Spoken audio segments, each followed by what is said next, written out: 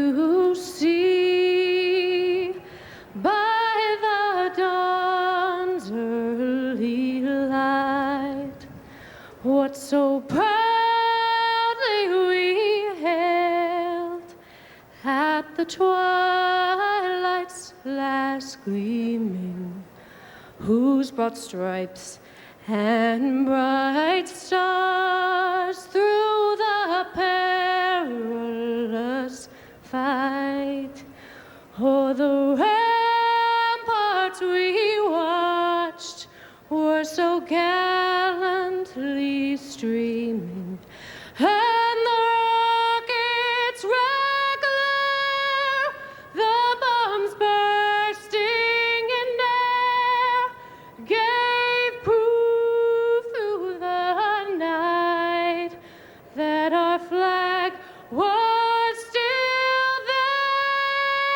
Oh, say, does that star-spangled banner yet wave o'er the land of the free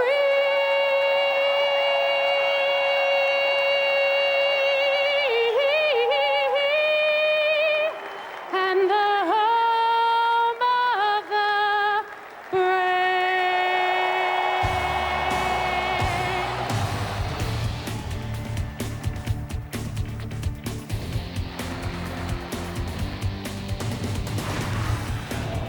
Chicago Cubs baseball, brought to you by Bud Light. Fresh, smooth, real. It's all here. Comcast Digital Cable. More Chicago sports now in high def. The Illinois Lottery. Have a ball with the Illinois Lottery during their 30th anniversary celebration. By Pepsi. It's the Cola. And by Southwest Airlines. Over 2,800 daily nonstops to 60 destinations all across the country.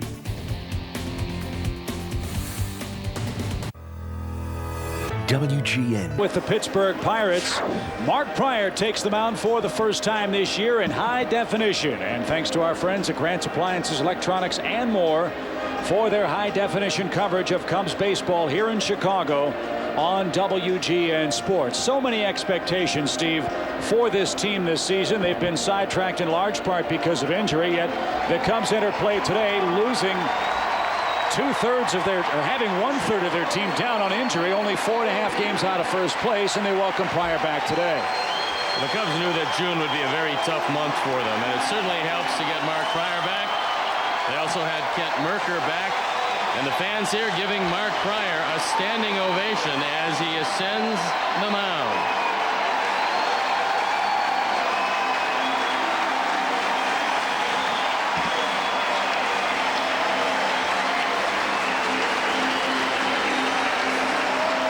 So a great welcome back for Mark Pryor this afternoon. It really is, to my way of thinking, one of the more remarkable stories this season, that the Cubs, with as many injuries as they've had, are still only 4.5 games out of first place in this division. And as Steve alluded in our open a moment ago, it's going to be a huge emotional lift getting Pryor back. Kent Merker is back today. Sammy Sosa could be starting to take some swings in the next couple of days for the Cubs offensively. Mark Grudzielanek still about a week away.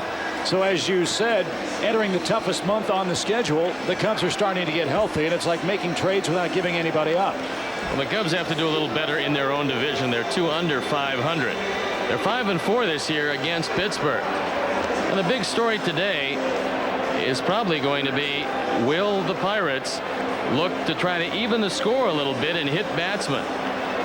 Lloyd McClendon had a verbal altercation with Tony La Russa last night as the Cardinals beat the Pirates. There were 4 guys knocked down, a couple guys hit. Pujols got hit, Kendall got hit, and then some verbal fisticuffs.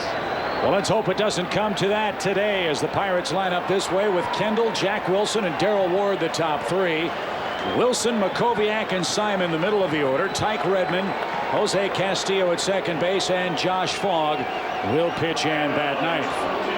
Pryor has never lost to Pittsburgh. He's 5-0 against them with a 2.3 earned run average in his brief major league career, which sports a 24-12 record in 49 starts. Well, Jason Kendall's always done real well against Mark Pryor, and you have to believe that the butterflies are abounding despite the very placid exterior of Mark Pryor. Kendall with a 20-game hit streak, and the Pirates have taken off since he's been leading off. One pitch, one out, and that will make a pitch count very, very big today. One away. Let's take a look at the Cubs' Pepsi defense and how they're going to line up behind Mark Pryor. Pepsi, it's the Cola with a Lou, Patterson, and Hollandsworth left to right. Ramirez, Ordonez, Walker, and Lee. Michael Barrett behind the plate, and Mark Pryor on the hill. And he's probably out there on right around an 80 pitch limit. Jack Wilson, 6th in the league in batting average at .341. And ironically, that's the same batting average he has against the Cubs this year.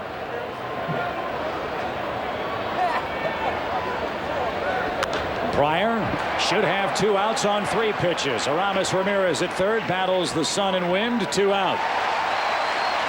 Well, normally when you know a pitcher's on a pitch limit, you'll go up there, take as many pitches as you can early, and hope that you can run him into that limit somewhere around the 5th or 6th. With Mark Pryor, it doesn't pay many dividends for you because he throws just about all strikes, and you don't want to get down 2 strikes because he has a very nasty curveball that usually wipes just about everybody out. So Darrell Ward will stand in. Ward at .358 on the year for the Bucks. He's been a very pleasant find for them. Remember the Raul Mondesi situation. Ward has stepped in and has hit everything in sight. 7 home runs, 20 driven in for the Pittsburgh right fielder. You can afford to play him well back in the infield, even with the high grass. He doesn't have much speed. A pop up to the left side. The wind will push that out of play. A ball and a strike to Darrell Ward. Well, we haven't seen the good Pryor breaking ball yet. I assume if he can get to 2 strikes with Ward, he'll wipe him out with that pitch. And we've seen Pryor hit a number of left-hand hitters in the back foot when they actually swing at the ball. Well, that won't make the Pirates happy, as you alluded. 16-2 the discrepancy. Ball dropped at third. Ward didn't run, and Pryor has an easy first.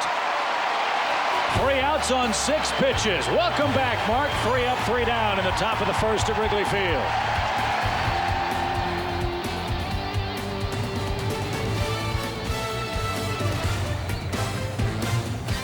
Pack the car. Pack the car. A 6-pitch first for Mark Pryor. Now the Cubs come up with our Pepsi starting lineup. Pepsi, it's the Cola, Todd Walker, Derek Lee, Corey Patterson, the top 3. Moises Alou, Aramis Ramirez, and Todd Hollandsworth, the middle of the order. Michael Barrett has hit Josh Fogg very hard. Ray Ordonez hits 8th and Pryor 9th here in game 1 of the series with the Bucks. There's a look at one of the villains as far as the Cubs are concerned. Oaklawn's Rob Makoviak with Wilson, Redmond, and Ward left to right. Makoviak, Wilson, Castillo, and Randall Simon at first base, along with Jason Kendall behind the plate and Josh Fogg on the hill. Todd Walker needs just 2 hits for 1,000 in his career, and Josh Fogg, the opponent, who has been absolutely pounded by the Cubs. A 17-point earned run average against the Cubs this year, although he did beat them the last time we played the Pirates in Pittsburgh. And if you remember, Chip, the Cubs scored 4 in the first inning because Fogg couldn't get the ball over the plate, and he kept getting behind Cub hitters. He's done that again to Walker, who's hit him very well in his brief head-to-head confrontation. That one catches the corner. 2 balls and a strike to Todd Walker. Fogg needs all 4 pitches. He's got a straight change, has a less than overpowering fastball, throws a curve and a slider. Probably the curve's a little bit better than the slider. Missed outside, ball 3. 3-1 is your count. In that ball game that Fogg actually was the winning pitcher, despite giving up 4 in the first. He gave up just 1 more run, and you might remember the Makoviak grand slam. I was hoping we could forget about it. Fly ball center field. Tyke Redmond going back. That ball hit real hard with the wind blowing in off the lake, and Todd's retired for out number 1. Different day. It's a home run, but not today. The wind not that much of a factor, but what wind there is blowing straight toward the Cub dugout. It held that ball up, and you can see how hard Fogg will get hit if he does indeed fall behind 2-0 or 3-1. Here's Derek Lee. 5 homers, 27 driven in for Derek, and a .257 team batting average. No balls and a strike. Pittsburgh on the heels of a 5-game losing streak, and it started with that finale of the series to the Cubs. Then they got hammered by St. Louis. No balls, 2 strikes to Derek Lee, and that's what's going to make this division so interesting to watch. The Cubs are still in the middle of a big stretch of divisional games. You win 3 in a row, you might move into first place. And if you lose 3 in a row, you might just be 4 games out of first like the Cubs are. So, well, unfortunately in the Central, Cincinnati, St. Louis and Houston all on winning streaks. 1 ball, 2 strikes to Derek. Bounced up the middle, and Wilson can't get it. Derek Lee aboard. A 2-strike hit for him brings Corey Patterson to the plate. And here's where it gets tough for Fogg, you figure. Well, there's 4 guys in the lineup that have just killed him. Alou, Barrett, Patterson, and Ramirez. They've driven in a whole lot of runs. They've hit a lot of home runs. And even on a beautiful day with no clouds and the wind blowing in slightly, it's going to be a pretty lively ballpark today. 6 homers, 21 driven in for Corey Patterson. Hitting in the 3rd spot in the order in place of Sammy Sosa. Still no timetable for Sammy's return. And don't frankly know when he'll start swinging the bat even. Well, having had a whole lot of back problems, it's one of the most difficult things to get over. The pain is intense, and also don't forget how much torque he puts in that lower back. He swings as hard as anybody in the game. So nobody wants to get back more than Sammy. But I figure if he's off, he's hurt. For he doesn't miss many games. No, he never has in his career, and that was one of the things that you could always take to the bank, the fact that he would be out there every day. 2 quick strikes to Corey Patterson with Derek Lee at first. Big hole on the right side if Patterson can pull a pitch. And that one off the plate. Corey raised a lot of eyebrows in town last week, for those of you watching around the country, saying it. He has a very aggressive approach at the plate, that he'd rather swing at a ball that his eyes are in the dirt rather than take one right down the middle for a called strike. Well, you'd have to think he's going to see something out of the zone here. He protected and stays alive. Well, that was the changeup. The one thing Fogg hasn't done, which is not his strength, is throw face-high fastball to Corey. That's been one of the weaknesses of Patterson this year. If he lays off that pitch, he can hit pretty well. You see hits by direction. He's been primarily a pull hitter, but you can't catch up to face-high fastballs, even at 88 or 89 from Fogg. And there's an example of why you have to lay off it. Although he got just a piece of that, it turns into the first strikeout victim of the day for Josh Fogg. You see where Kendall wants it. He wants it up and on the inner portion. Now that's out of the strike zone, but it's one of those things you can't hit. And in the case of Corey, he can't lay off. You mentioned a longtime Cub nemesis who made an adjustment, and Brian Giles, who developed a crouch in order to take away that high pitch. Well, there's been a few left-handers that have done that, because most left-handers just don't hit high fastballs. It's one of those oddities of the game. Corey will adjust. Lee is going. He'll make it safely as Kendall drops the pitch. Derek Lee has his 4th stolen base and is in scoring position for the Cubs' hottest hitter, Moises Alou. Well, the Cubs don't have a lot of base runners. Corey is the fastest, and Derek Lee is one of the best. He picks a good pitch to run, nothing that Kendall can do. So he's in scoring position. Now he was still moving, and that's where pitchers make a mistake. You youngsters, make sure you freeze the base runner. If he has a walking lead or any momentum going toward the next base, it's tough to throw him out. 1 ball, no strikes, and a high fly ball hammered center field again. Redmond going back, flips the shades down, and has room as Mother Nature takes away another long fly ball hit to center field. 1 scoreless inning in the books at Wrigley Field. Glad you're with us here on WGN. Attention shoppers, we have Chicago. New Subaru. No score after 1 with Craig Wilson, Rob Makoviak, and Randall Simon coming up for the Pittsburgh Pirates. Well, this is one of the few right-handers in the league that's done anything against Mark Pryor, and that's Craig Wilson. Popped up back toward us for a strike. Wilson 5 for 11 against Pryor with a home run in his career. He has a .391 road batting average, and his .361 mark overall is good for second in the National League. Well, he's not going to hit the good Pryor curveball. And there it is. That one hit the outside corner. It's the good wipeout pitch for Mark as he throws his first breaking ball of the day. Tapped foul down the third base line. No balls, 2 strikes to Wilson, who has been with the Pirates for a while, but they haven't been able to find a position for him. He's always been a good hitter for them. And with Jason Kendall playing so well behind the plate, they've got Ward, who can play either corner spot or first base, and Randall Simon, they put him in left field because that's the spot for him. Well, you just have to have his bat in the lineup. And so regardless of where he plays, he always hits. A ball and 2 strikes. He was right on that pitch, and it's out of play. Well, Mark might have a tough time locating the good curveball to start, but at 1 and 2, you don't have to make it a strike to strike him out. Called third strike over the outside corner. That was an exploding fastball over the corner, and Gary Darling rung him up. Barrett wants it away. Pryor, with pinpoint control most of the time, gets it right there. I was going to say it has to be a treat for Michael Barrett, who's catching Pryor for the first time in regular season play, just to be in that rocking chair this afternoon. Well, even with the long layoff, control-wise, doesn't look like he's lost anything. Here's Rob Makoviak, and he gets a buzz bomb here in the first pitch of our second inning to him from Pryor. Makoviak, an enormous series against the Cubs when we last saw the Pirates. Well, that's the place to throw him. You keep it inside, and he's not going to do much with it. That's why the first pitch was up and in. Not necessarily to send a message, but he's trying to get the ball in consistently on him. Ball 2, 2-1. Back to that hit by pitch discrepancy. The Cubs have felt that some of the Pirates are their own worst enemies when it comes to the hit by pitch.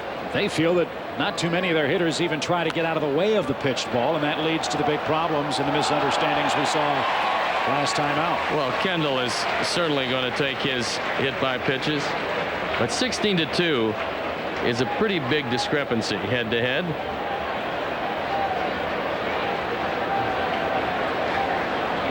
And you can understand why Dusty Baker is smiling today with Pryor back. Makoviak stays alive at 2-2. Get a chance to get a little rest for the bullpen. Normally when Mark goes to the mound, assuming that he's in full rotation, it's going to be at least 7 innings.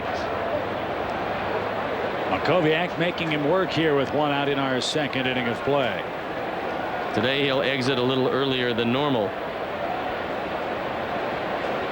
But middle relief, long relief, pretty much the day off when Pryor goes to the mound. The 2-2. He thought that one caught the corner. Full count now. 3 balls, 2 strikes. Barrett wants it away. Pryor gets it there. It looks just off the plate. This is a good at bat for Makoviak, regardless of the resolution. Obviously, you want to wind up on base if you're a Pirate, but he's making Mark Pryor use a lot of pitches. Used a lot of pitches to get Wilson, and they know that the sooner you can get Pryor out of the game, the better it is for them. 9th pitch of the at bat coming to Makoviak now. The 3-2 count. Throws him with a breaking ball. 2 outs. Base is clear. Here's Simon. After missing about 3 months, he still has enough confidence to throw a curveball 3-2. And Rob Makoviak was guessing anything but that. So he'll tip his cap and take a right turn for Randall Simon.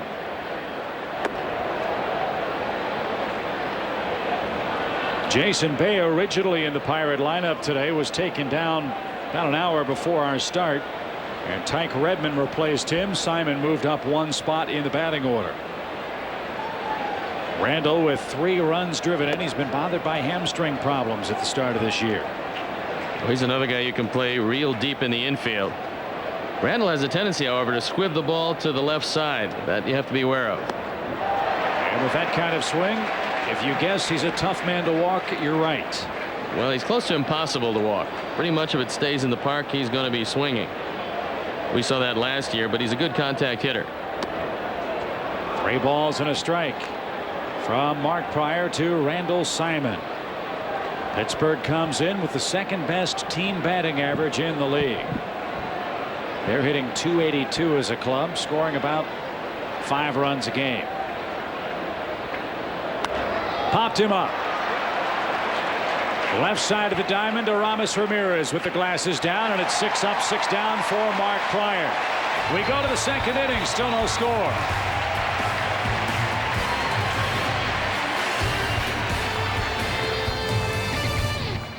Is brought to you by your local Ford store.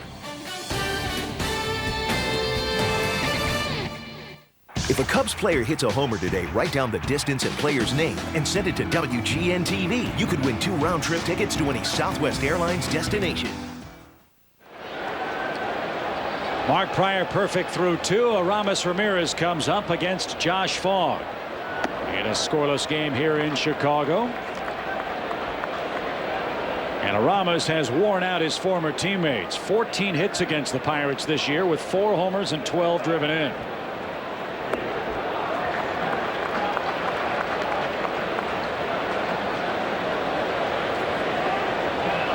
Again, Fogg working behind in the count. That's normally a recipe for disaster for him.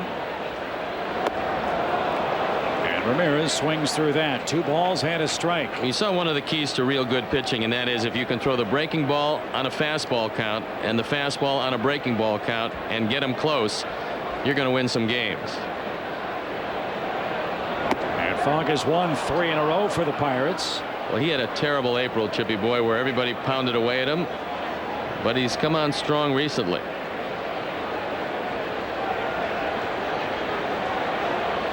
And the Pirates need him. 2-2 pitch grounded toward Jack Wilson in between hop and short.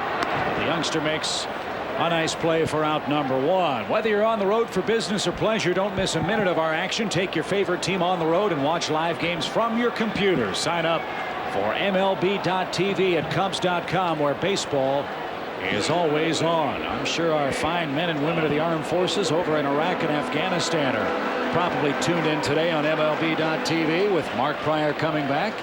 I would think this is going to be a well-watched baseball game. And Mark Pryor has a whole lot to do with it. Todd Hollandsworth takes a strike. It's 0-1. This Pirate team just adequate defensively. The Cubs will try to take advantage of that in their home park. It was a real tough trip to Pittsburgh, losing 3 of 4 last time. So payback is due. These Pittsburghers. Big weekend here in Chicago for not only the Cubs, the Pirates, and Mark Pryor, but the Cubs fine scouting department hard at work. The amateur draft is Monday. Popped up down the left field line. Will that reach the seats? The answer, yes. John Stockstill and Mary Fleeta, the rest of the scouts in town, trying to figure out who will fall to the Cubs, who do not have a first-round draft pick this year because of the free agent signings they made in the offseason.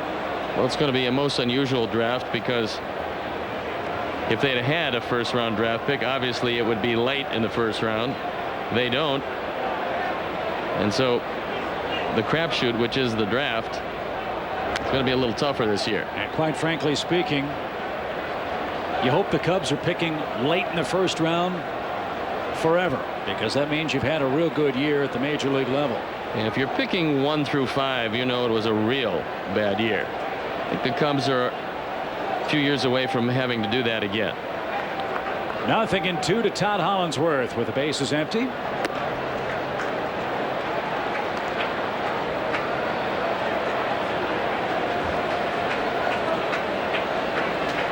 Bug looked like he was taking a look at the flags, or possibly where Redmond's playing. Broken bat. I mean, Todd is about 4 for 4 and at bats broken the last 2 games we've played. Get some new lumber, kid. 2 outs. Well, that one shattered right down the middle.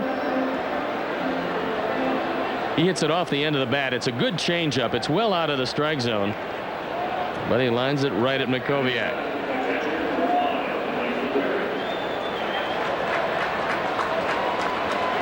Here's Michael Barrett, .317 his average with 8 homers and 28 driven in. Barrett 4 for 4 with a couple of home runs against Fogg.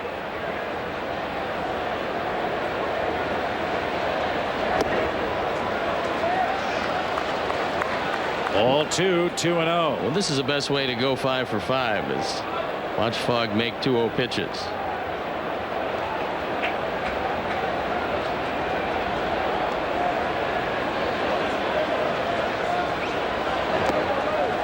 Ball 3, 3-0 is your count.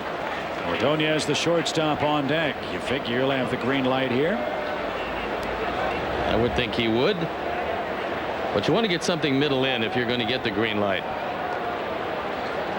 Actually, should have hit that one. He took a whole lot off to get it over to Gary Darling. Very good changeup. 3 balls, no strikes. He took it down the middle. 3-1 now your count.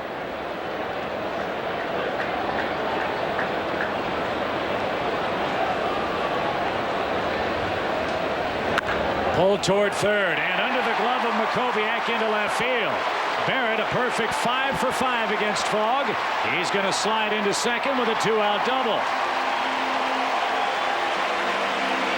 2-0, 3-1, and they usually wind up with a hard hit baseball. You just hope to find a hole. He found it down the line.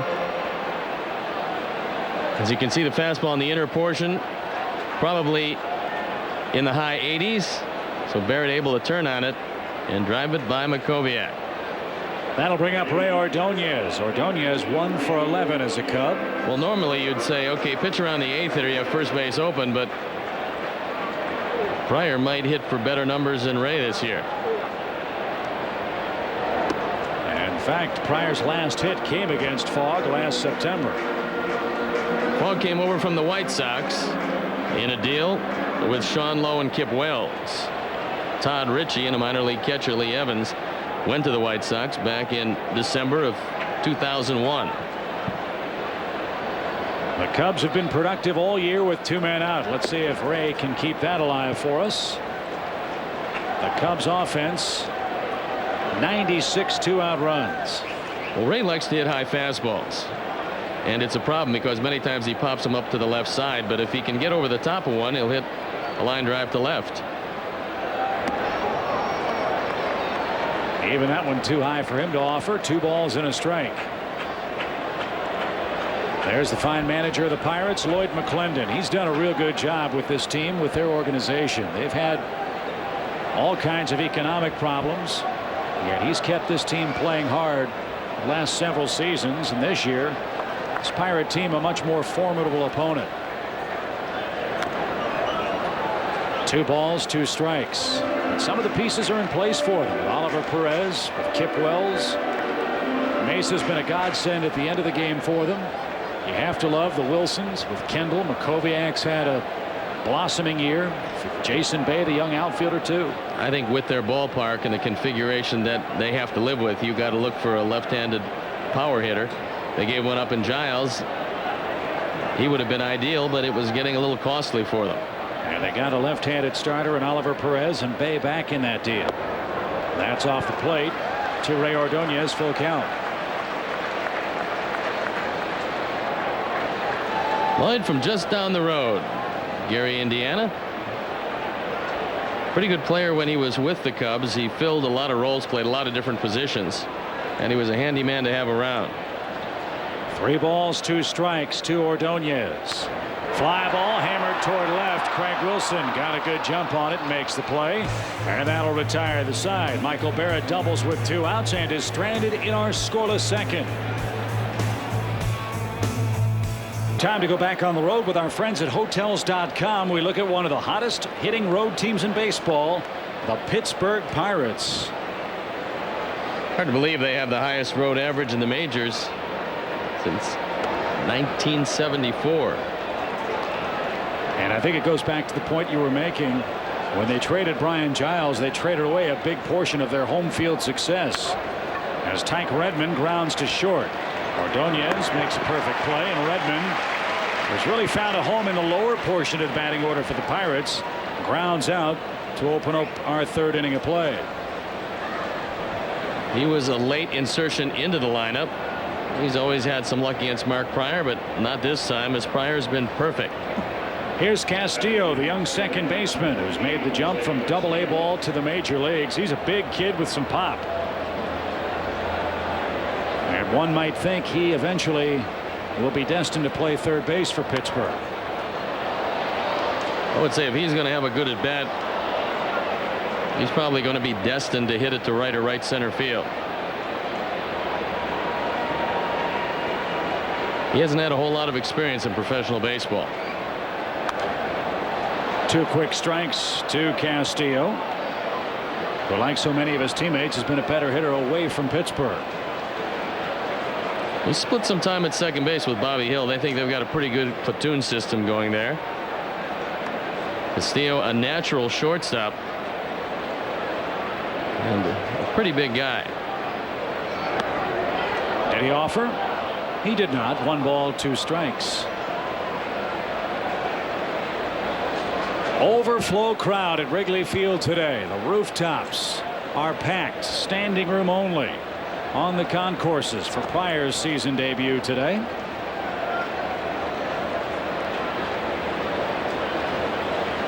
And a gorgeous Chicago afternoon.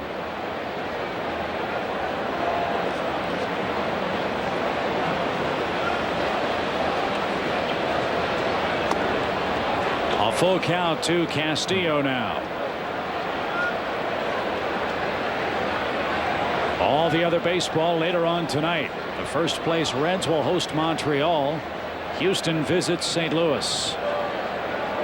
3-2 pitch again popped out of play by Castillo.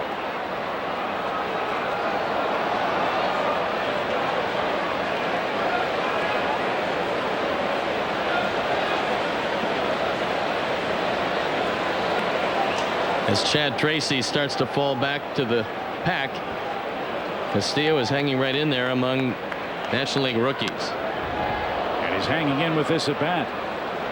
3 balls, 2 strikes as we approach the top of the hour here in Chicago. Game 1 of 3 with the Pirates. The Cubs are sending Pryor, Zambrano, and Maddox against the Buccos. They'll counter with Benson and Vogelsong over the weekend. And Castillo down on strikes. He battled but lost. Third punch out for Pryor, who sent down all 8 he's faced. Castillo knows he swung at ball 4. And you don't have a whole lot of time to make up your mind. As this face-high fastball just unhittable. And from the Southwest Airlines Plainview camera, we'll see a very tardy swing on the part of Jose Castillo. Josh Fogg does not have a hit yet this season. 1 ball, no strikes to him.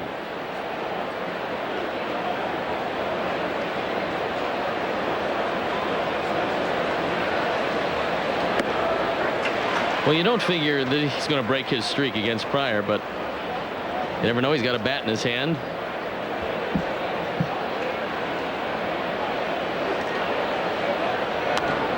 Back to the screen. You'd feel a lot better if it was a bat in the belfry. But he is 0 for 14 as Fogg. 1 ball, 2 strikes. He's only fanned 3 times. This should be the 4th if he sees a breaking ball. And looking at Michael Barrett, who tapes his fingers, making it a little easier to see for the pitching staff. Called 3rd strike. Pryor gets a generous call, and he's perfect through 3. No score here in Chicago.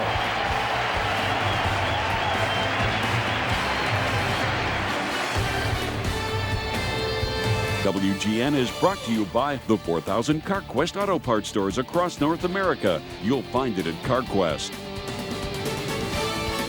And by Honda. See your Honda dealer to learn more about the great value Honda has to offer.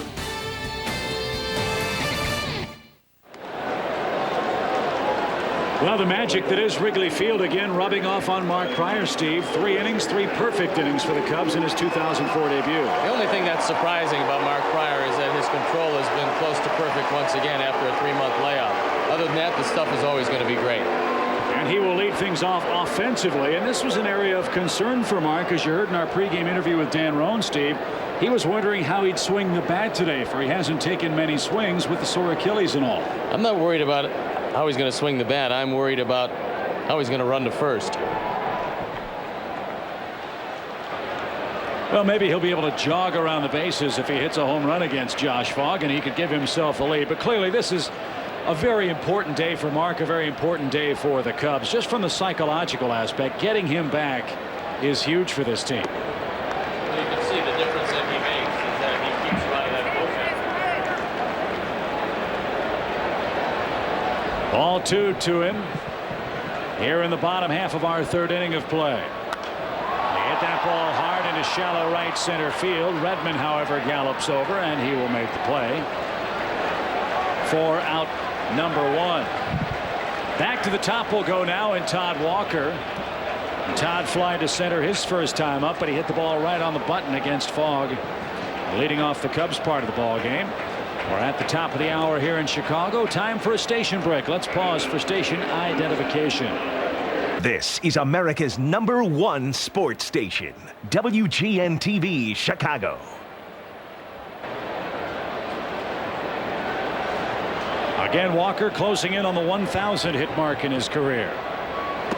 And that's off the plate to him, ball 1. Well, he hit the ball very hard the first time up. He'd like to keep it a little lower, however. Line drive to left center would look awfully good. Straight away left. It'll chase Wilson back and over his head. He played that very badly. Walker on his way to second with hit number 999. Well, you'd assume it would be a double. Craig Wilson didn't realize how hard the ball was hit. It was slicing, and it took off over his head. So it is indeed a 2-base hit. Hits this ball hard. Wilson gets a glove on it, but that's about it. Second time through the order, the Cubs are going to hit Josh Fogg a little bit harder than they did the first time through the order. Derek Lee singled with 2 strikes and promptly stole second in the first inning of play. Chance for him to give Mark Pryor an early lead today. Popped up right side. Randall Simon in foul ground battles the wind and has to dive at the last moment to make the play. Well, he did a good job, and so did Mark Carlson, the first base umpire. He was hustling. He wanted to see if Randall Simon trapped the ball. He got a good look at it, and Randall, with the wind blowing straight in, keeping the ball away from him, was able to make this play. Now, he's been here many times with the wind blowing in, realizing there that he has to accelerate, and you see Carlson saw him all the way. Corey Patterson chased a high fastball and struck out in the first inning. He hits now with 2 outs, and Walker a huge lead out at second. A sarcastic cheer as Corey takes ball 1. Well, you can turn all of those boos around with a base hit here, and that's the prerogative of the fan. They're paying the freight. Fisted towards short. Jack Wilson out, and he'll handle to retire the side. No runs, 1 hit, another man left. 3 scoreless innings under our belt at Wrigley Field in Chicago.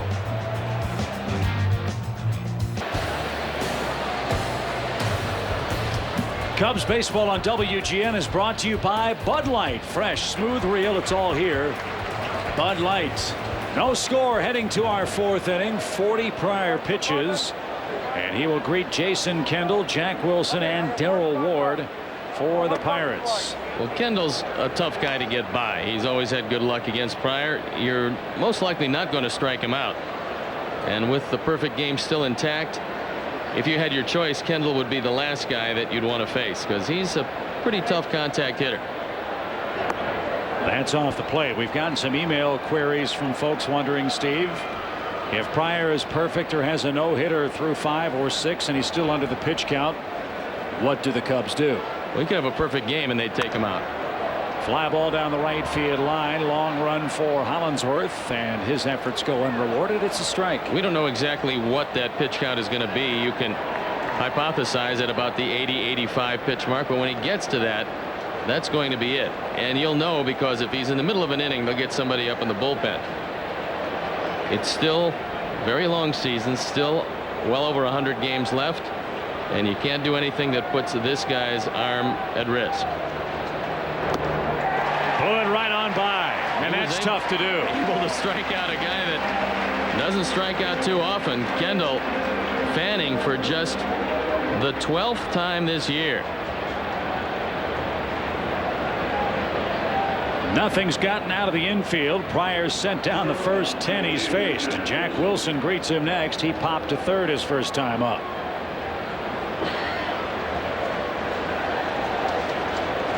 This is quite a week for the Pryor family. Mark coming back.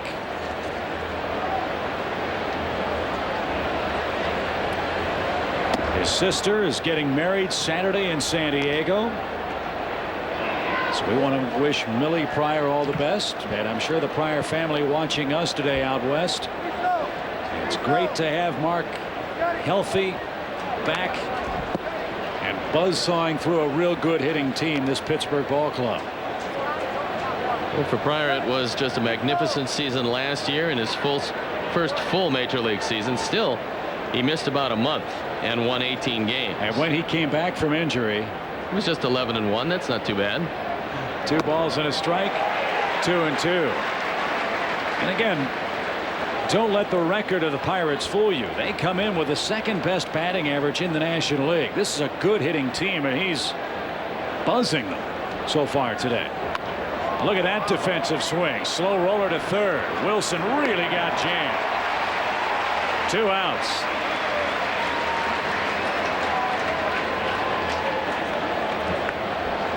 What a treat it is to watch good pitchers make good hitters look feeble.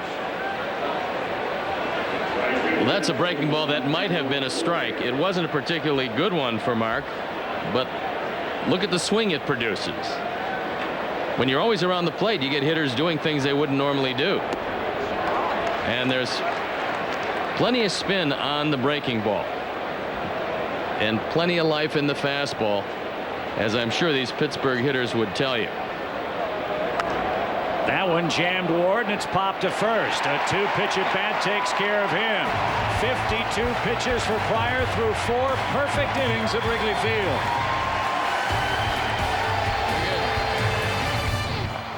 Moises Alou goes to work for the Cubs in a scoreless game. 4th inning already.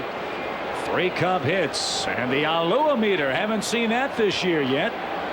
It is indeed at 320 on the season. Ground ball towards short. Wilson at the edge of the outfield grass. 1 pitch, 1 man out. So far, Fogg is pitching real well. Not quite as dominating as Mark Pryor, but equally as effective, as the Cubs have nothing but zeros up on the scoreboard. They have 3 hits. The Pirates have none. And Fogg, who got off to that horrendous start, has thrown the ball a whole lot better. Pryor perfect through 4. 12 up, 12 down. Amazing. Here's Aramis. He looks at an knee-high strike. Nothing in 1 your count. Jim Turdinich, the fine media relations man of the Pittsburgh Pirates, came over in between innings. Both Tony La Russa and Lloyd McClendon were suspended a couple of games for their altercation yesterday in Pittsburgh. McClendon will start to serve his suspension tomorrow. Tony La Russa will apparently begin serving his tonight. I don't think managers can appeal the process, so they just take what they're given. We're going to take a look at that coming up here in the not too distant future. And a little bit of a shouting match that ensued. Somewhat reminiscent of last year's Cub-Cardinals series here, although neither Dusty Baker nor Tony La Russa left their respective dugouts. And we'll see the Cardinals at the conclusion of this homestand. St. Louis coming in Monday, Tuesday nights, Wednesday and Thursday afternoons, and then we head west. A 7-game hit streak for Aramis working into play today. And that's downstairs for a full count, 3-2. Well, the Cardinals, somewhat amazingly, 3 under 500 at home, 10 over on the road, including a 4-game sweep of these same Pittsburgh Pirates. Well, it must be the din of the construction at the new ballpark that's causing them some problems. Pretty surprising record for a team that's normally very good at home. That's lined out of play. The Cardinals will come in without Mike Matheny. He's injured and on the disabled list for St. Louis. As you see the lineup in the Central, the Cubs looking up at Houston, St. Louis, and Cincinnati. And the surprising Cincinnati Reds are putting together a very good year. Sean Casey is hitting everything in sight. Fly ball hammered deep toward left. Wilson back in the well is gonna have room. 5 feet toward center, and the Cubs would have had the lead. No such luck. 2 men out. That's one of the idiosyncrasies of this ballpark. It's easier to hit the ball out in left center than it is in straightaway left. This is a hanging curveball. Ramirez thought he got most of it, but not quite enough.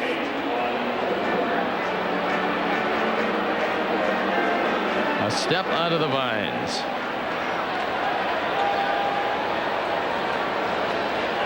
So a good at bat for Ramirez goes unrewarded. Here's Todd Hollandsworth. He broke his bat and lined out. And now he'll bounce out. Bad hop. Wilson stays with it. And Fogg matching goose eggs with Pryor through 4. We have no score in Chicago.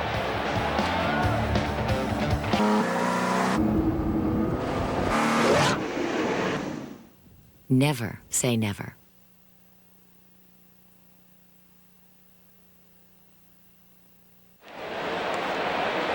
Craig Wilson to work for the Pirates in the 5th inning of a scoreless game, and he jumps at the first pitch, skies it to center field. 1 pitch, 1 man out. Fireworks in Pittsburgh last night. Lloyd McClendon and Tony La Russa go nose to nose after Womack goes down after Gonzalez buzzed him inside. Well, at that point, both Kendall and Pujols had been hit. And coming on the heels of the Cubs series where Lloyd saw a whole lot of his hitters hit, he had a word for Tony La Russa, and it cost both of them 2 games each. A strike to Makoviak, who's had the best at bat by the Pirates in this game. A 9-pitch sequence that saw him take a breaking ball for a called 3rd strike. And you might remember earlier in that series, Scott Rowland got hit in the head. Right. And so I think the Cardinals were a little sensitive. And Rowland came back with 3 hits and 2 RBIs last night. Yeah. And a line drive by Makoviak with 2 strikes is the first Pittsburgh hit of the game. Well, in a scoreless game, I'm thinking Makoviak's going to be stealing. Mark Pryor gets a hand. Took a perfect game to 1 out in the 5th. That fastball right down the middle. Mark wanted to get it inside. You can see he didn't get it there. He knows he made a mistake. And this man, as much as anybody, strives for perfection. And the pattern to Simon, keep it in on his hands if he can get it there. Randall popped out his first time up. Well, that's why I thought Makoviak would be running, because Randall's the ideal double play candidate. No movement. High fly ball, shallow left. Alou will come in a few steps and takes care of that. Makoviak thinks about tagging, and Moises delivers a strike to second. 2 out. The Pirates have 25 stolen bases this year, but they've been gunned down 17 times. That's not a real good running percentage. Over Makoviak, one of their best runners, 5 steals in 7 attempts. Here's Tyke Redmond. He began the year in the leadoff spot for the Pirates.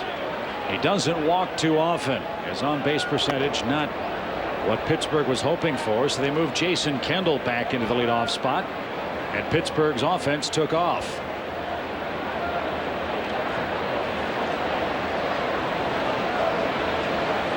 One ball, no strikes. Redmond, a product of this Pirate farm system that's slowly but surely starting to develop some prospects. Again, you know of the economic situation that's forced them to trade some of their better players.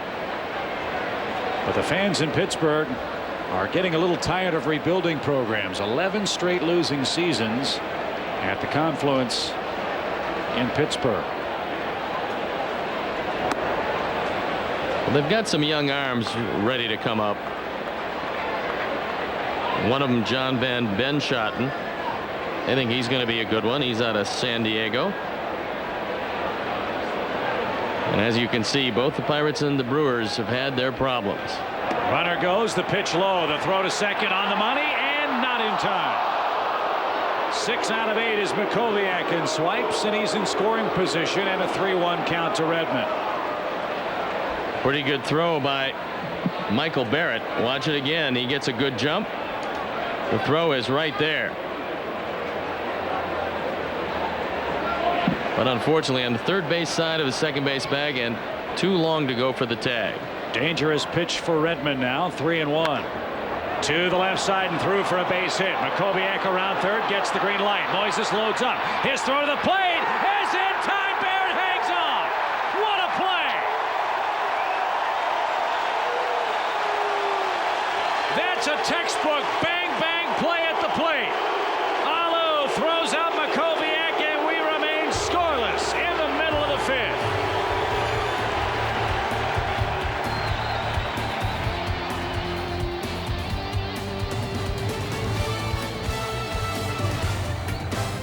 A new Ford SUV, an ultra-thin TV. Now you're more at your Ford store with a new Ford SUV. The widescreen TV's free. The widescreen TV's free.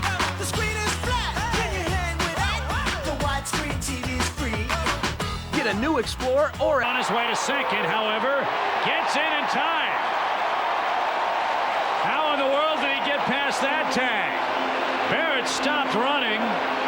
Brian Runge called him safe. Barrett thought he was out by a mile, took a step off the bag, and then realized he might be hurt, Chippy.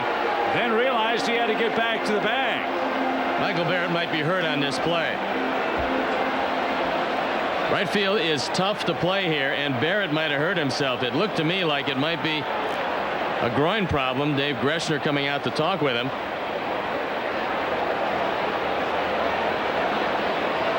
Maybe on the slide. Well, he got to the bag before the tag. It was a good call by Brian Runge. And it looks to me like he's trying to stretch out that groin area.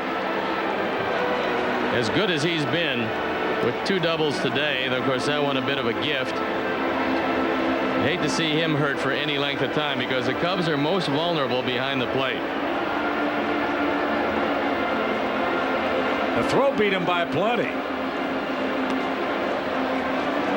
But even Michael's surprised. Well, first of all, had Wilson kept the tag on him, he would have been out at second. Right. And that's one of the things that you always tell your infielders. When a guy comes into a base hard, keep the tag on him for a bit. Barrett came off the bag, but Wilson was busy showing the baseball to Brian Runge, who said, yes, it's a baseball, but he's safe. So 2 doubles for Barrett, who's shaking that left leg as he measures off his lead. Now Ordonez up. His job, get the ball to the right side of the infield. Or bunt it to the left. And he couldn't pull the bat back in time. It's a called strike. That was a great play to end the 5th inning, and all catchers ask for in a play like that is to get the ball and get a chance to set themselves before contact, and that's what Barrett did. 0-1, the count to Ordonez. And here is the play of which Steve spoke. Good throw by Moises Alou. Base hit by Redmond, and Alou comes charging. Plays this ball very aggressively. He knows they're going to try to run on him. It's a one-hop throw, and Barrett barely had a chance to tuck the ball away before the contact. Good effort by Alou. Good play by Barrett, and it kept the Pirates off the scoreboard. So scoreless is our game. 2 strikes now to Ordonez, who lined out to left, his first and only time up. And he tries to bunt, and And a very poor at bat from Ordonez, who hears it from the crowd at Wrigley. Pryor hits, runner at second now with one out. In a close game, you have to be able to execute. And unfortunately, Ordonez couldn't. So it'll be up to Pryor. Coming to the plate, pitcher number 22. Does swing the bat Mark pretty well. Pryor. And listen to the hand he's going to get.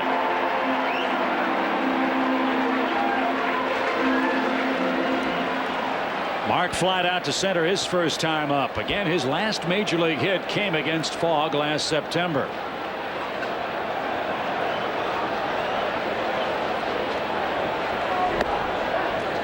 And that's the pitch that Fogg took for a strike, so Mark's not going to argue about it here in the home half of the fifth.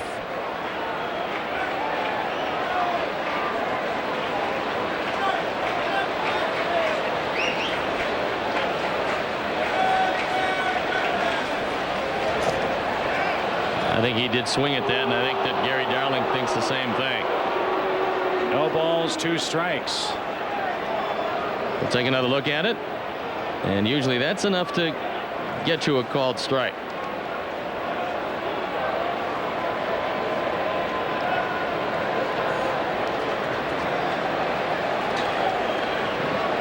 The arms in the outfield not great all the way around, so the Cubs will run on any of the Pirate outfielders. That's a little chopper toward the Cub dugout. Nothing into the count. Busy week here in Chicago for you, Mr. Stone. Well, got the Port Lee detective in town who wants to say hello to Dave and Loris at Hohokam Park. Don's going to gain 30 pounds in 4 days. He's on the 6 meal a day plan, I understand. Never seen anything like it. 0-2 is your count. And Mark down on strikes. That is 3 for Fogg in the game. Today's Cubs game on WGN brought to you by our friends at Grant's Appliances, Electronics, and more. The high definition schedule. 2 more against the Pittsburgh Pirates, then Monday night against the Cardinals, all here on WGN in high definition for our Chicago area audience only. We have a high definition monitor here in the booth, and it's just absolutely gorgeous. We have a wonderful view, but the high definition monitor is even better. Todd Walker doubled last time out. Needs 1 hit for 1,000. 1 hit might score Barrett. Remember, though, he's got a gimpy leg.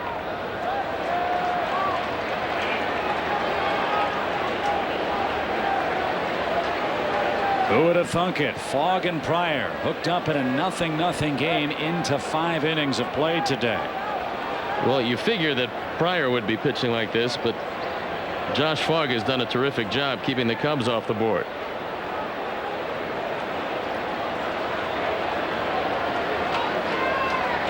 Fogg, a winner of 3 consecutive games. Line drive, center field. Redmond on the run, dives and makes a great catch, and that's a run saver. Whoa, great pitching and great defense here in Chicago. 0-0 as we go to the 6th.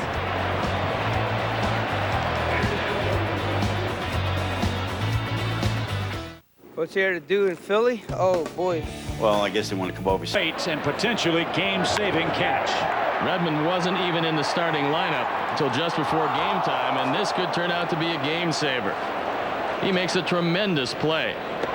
He got a great jump, and that dive to his left was flat out excellent. So we are scoreless after 5. Mark Pryor with pitch number 64 unofficially. Misses inside to Jose Castillo. Again, we don't know exactly what the pitch count will be for Pryor, but it will be somewhere, one would think, between 80 and 90 tosses today. And nobody even stirring in the pen. So although LaTroy Hawkins is trying to stretch his arm out with that very heavy baseball that he uses to get himself ready, he's not coming into this one anytime soon. 2 balls, 1 strike is your count. And that one dances in. You're right, Steve. His breaking ball not missing a thing. Now it's got tremendous rotation on it, and he's thrown more times than not the pitch for a strike. That time he missed with it for a full count. 3 balls, 2 strikes. Well, last time at 3-2 to the same hitter, he threw a face-high fastball and struck him out. Same thing.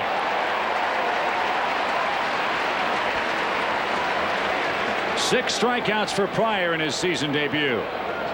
Well, the youngsters in the game have to learn the strike zone. Bearman Castillo up from A ball. Doesn't have a real good conception of the zone quite yet. So he should be 0 for 0 with 2 walks. Instead, he's 0 for 2 with 2 strikeouts. Fogg now hitting with a 1-ball count.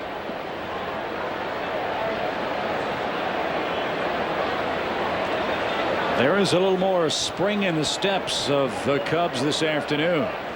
This is a big lift for the team to get your number 1 or 1A pitcher back and ready to go, and Kerry Wood will be back. You expect to get him certainly within the confines of the month of June, as the Cubs realize this was going to be, schedule-wise, their toughest month of the year. They have not yet won this month. Cubs are 0-2 in June, and even more oddly, are 1-7 after an off day this year. That's hard to believe. It's going to most likely go to 2-7 after the game today. But the Cubs, when Pittsburgh leaves, have St. Louis for 4, Anaheim in Anaheim for 3, and then Houston for 4. Oakland then comes in, and the Cubs go to St. Louis and take on the White Sox. So this month is going to be a tester. Inside corner. Called third strike. 7 punch outs for Pryor. Top of the Pirate order coming up. First, we'll step aside and tell you what's coming up on WGN. Reba's delighted that she and Kira are closer than ever now that they don't live together. Don't miss the WB hit comedy Reba tonight at 7 on WGN, Chicago's WB.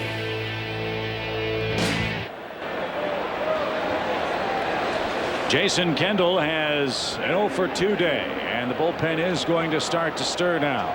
Well, he's at the 74 pitch mark, I believe, and that's getting in the neighborhood.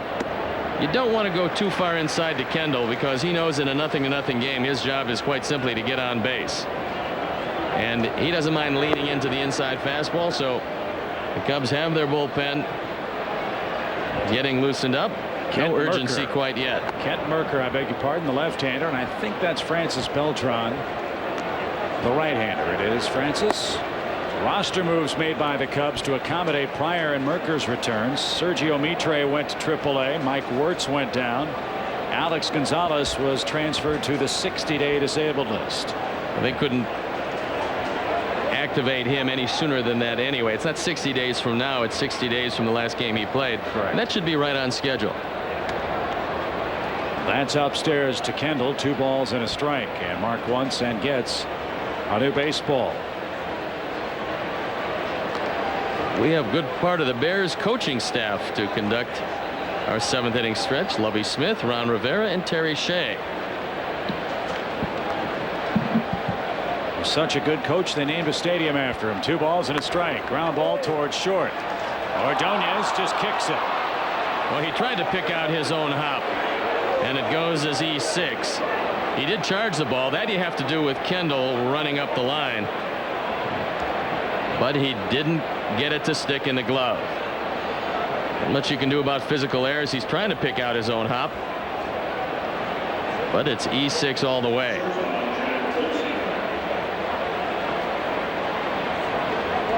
Got to keep your eye on Kendall, because he's one of the few catchers in this game that will run. He's 6 of 9 in stolen base attempts for the Pirates this season. And you know this is going to be a real close baseball game, probably decided by 1 run. And if you have a chance to steal a base, you might as well try it.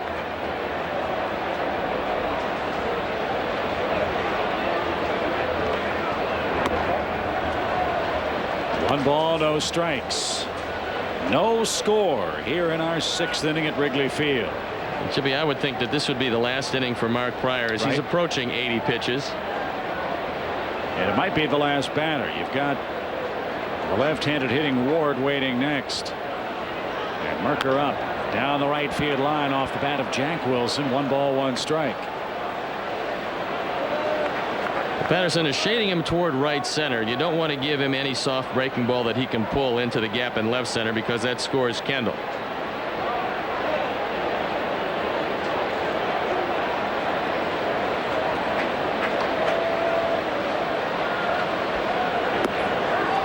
One and two.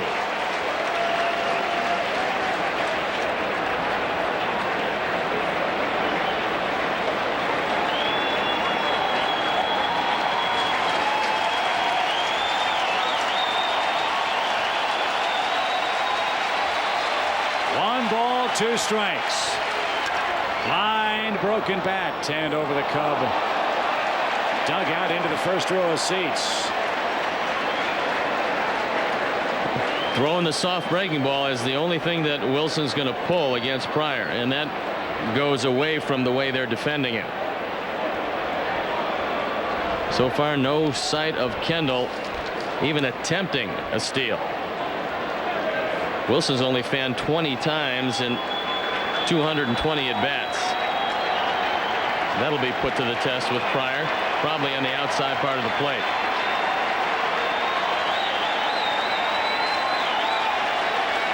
One ball, two strikes. Here's the count to Jack Wilson.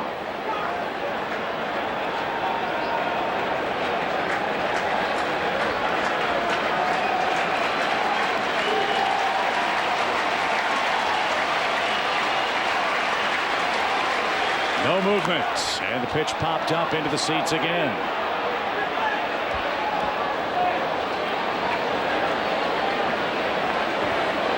So now Beltran has taken a seat. He's ready to go if need be, but you've got only Merker ready for Ward if this inning stays alive.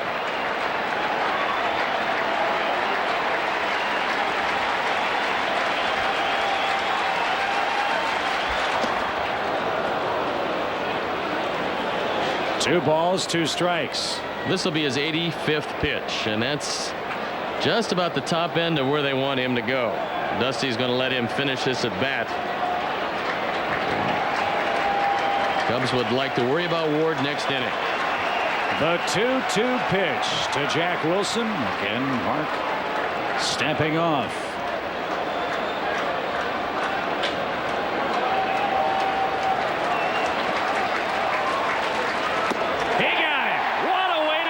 If that's the case, Pryor strikes out the side in the sixth inning. He allows two hits.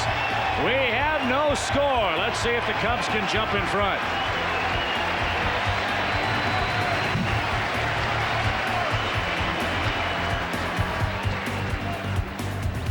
Baseball on WGN is brought to you by Dodge. You can take life as it comes, or you can grab life by the horns. Dodge. What an amazing comeback by Mark Pryor today, Stoney. Just two hits allowed through 6 innings of work. And boy, there are a lot of pitchers around baseball who wish they could make it look as easy as he made it look today. No walks, 8 strikeouts, didn't give up a run. Just an astonishing performance when you think about how long he's missed, how few minor league rehab starts he actually had. And here he is back and dominating a very good hitting Pittsburgh team. Chip, all in all, just a sensational performance by Mark Pryor, giving everybody on this team a lift, and now the offense has to take over. And credit Josh Fogg, too. He's thrown a real good ball game, and were it not for the heroics of Tyke Redmond an inning ago, the Cubs might have a lead for Mark Pryor, who still can win it if they score here. Well, I think Josh Fogg realized that he's going to have a real good game against Mark Pryor, regardless of how many rehab starts he had. You know, his stuff is overwhelming, and the fact he didn't walk anybody, to me, is the greatest accomplishment that he could possibly have. He had everything going for him. He had a lot of life on his fastball, and he completely handcuffed a pretty good contact lineup. Pittsburgh lineup that's second in the National League in offense coming into play today. So Pryor, as if he'd never left, and Derek Lee takes a called third strike, low and away for out number 1. Didn't like the call of Gary Darling.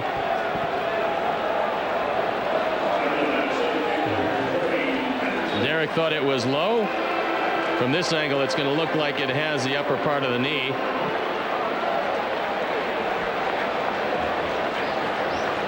And it was so low it hurt the video. Here's Corey Patterson. He has struck out and popped out today. Well, Rob Makoviak, for one, thinks he's going to bunt. He's real close at third. I don't think so, Rob.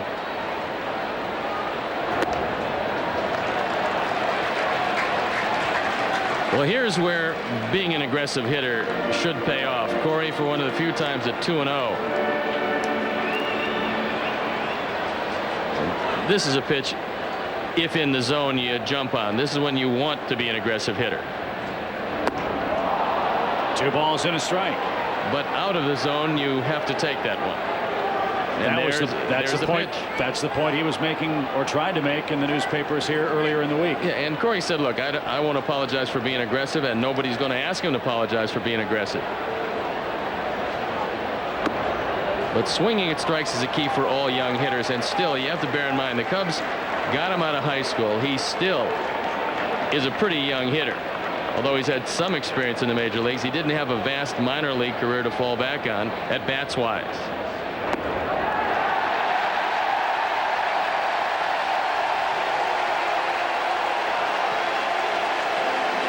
Well, you don't see a standing ovation for a walk every day. But Patterson, with 7 steals in 9 attempts, figures to be going here. I talked with John Russell, who's their third base coach and a former major league catcher. He worked all spring with Jason Kendall behind the plate. It showed some early dividends. He's gotten a whole lot better with his footwork. He had a hitch in his throw. Now he's smoothed that out. But I think he's going to be put to the test in this at bat. Kendall's caught 11 of 24 would-be base stealers. They pitch out, and Patterson does not go. 1 ball, no strikes to Moises Alou, who is 0 for 2 in the game, but made a great throw to the plate to keep the Pirates off the board. Well, Moises, a lot like Vladimir Guerrero, just loves the first pitch. That's probably the only way you can ensure that he doesn't swing at it, is throw a pitch up. 1 ball, no strikes.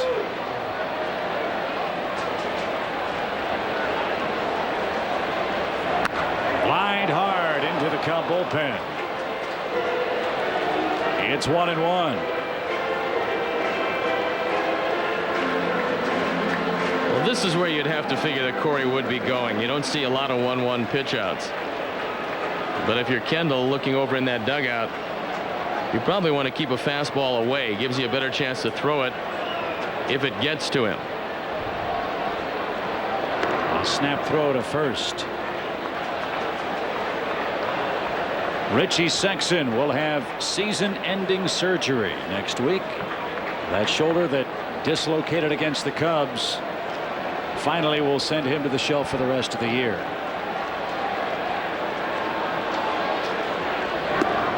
Close play at first. I saw the swing with the thing came out of the socket again, and it wasn't much of a swing, and he consulted with a couple different doctors. James Andrews in Birmingham, Alabama, for the second opinion, concurred with the Diamondbacks physician, and you can't put it off any longer.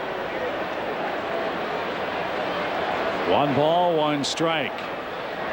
Lined again toward the Cub pen. 1 ball, 2 strikes to Moises Alou. Milton Bradley suspended 4 games. He had a bit of a meltdown. Jim Tracy for 1. Grabbed the ball bag and then threw them all out on the field. That'll usually get you a vacation for a few days.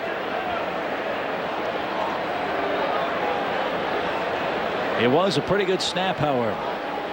Dodgers, though, in first place, tied with San Diego. The Giants 3 back.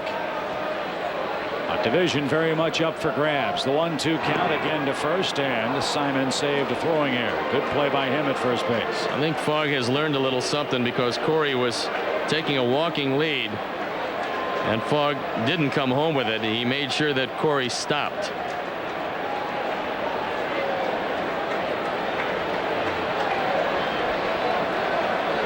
Moises Alou behind in the count, 1 ball, 2 strikes. That lead was a little bigger for Corey. So you'd have to figure that he's going to be going. And McClendon, a former catcher, think you'd be putting Fogg in a hole, but it's a nice time to call a pitch out at 1-2.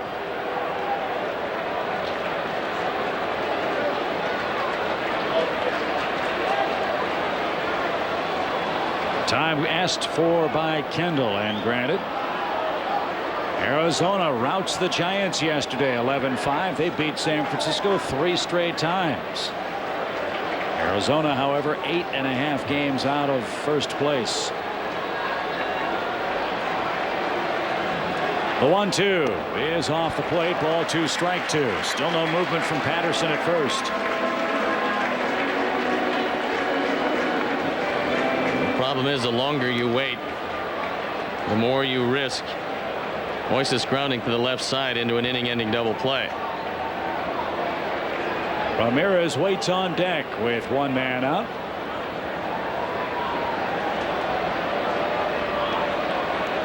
Corey's going. Good jump. The pitch low and away. The throw high and away.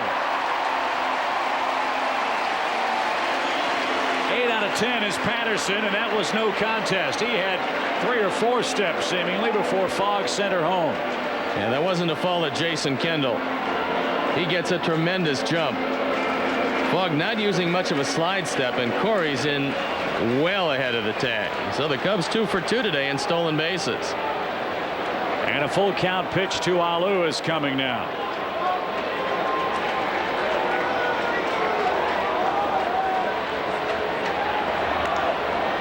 Corey back standing up on the pickoff play. Well, Fogg uses that reverse pivot, which is a pretty good move, but Corey could see Castillo all the way.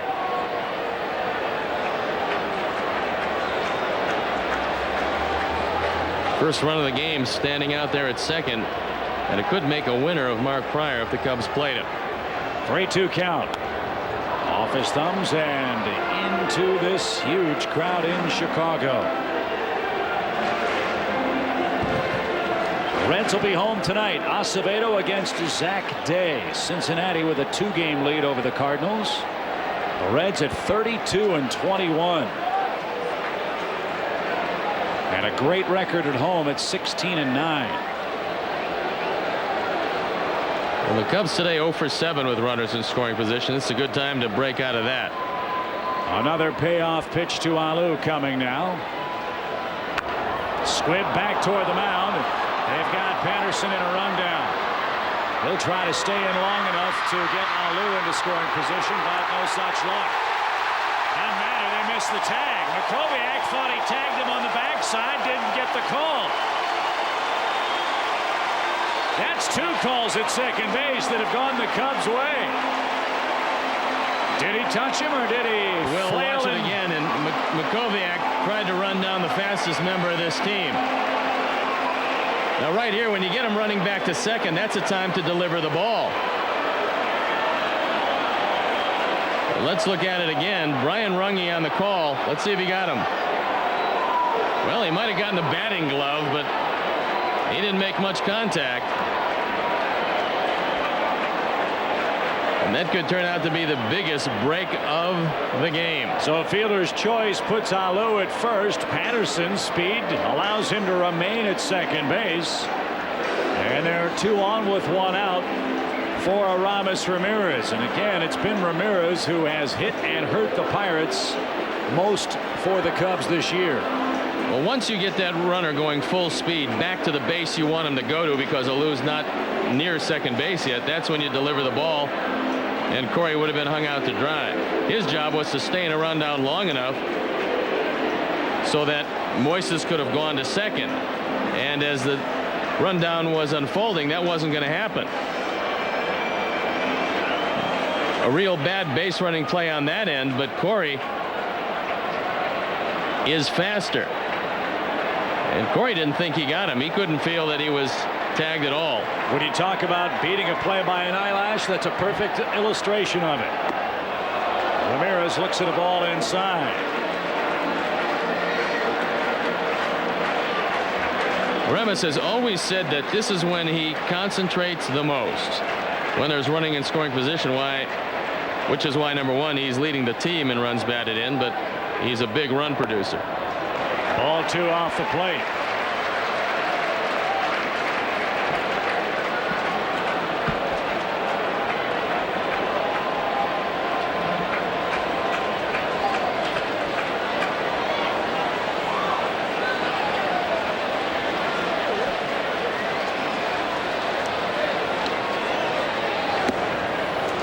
one finds the zone. 2 balls and a strike.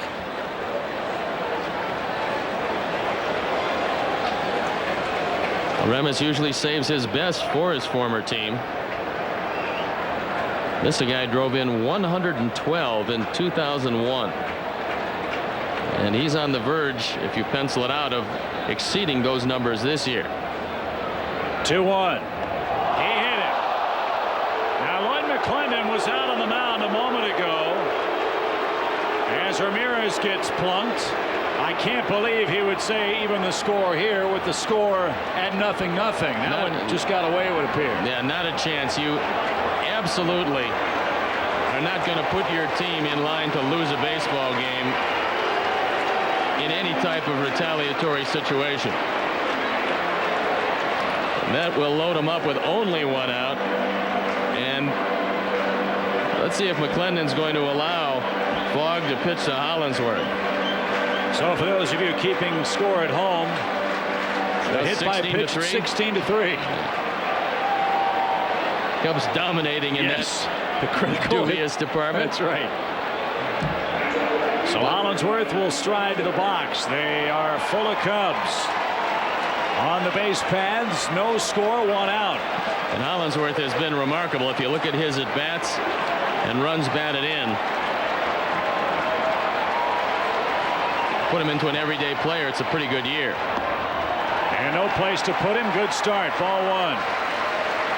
He's only grounded into 1 double play this year, and you would think with the infield pretty far in, about halfway in the middle, however, that unless they're guaranteed of 2, they're going to come home with it.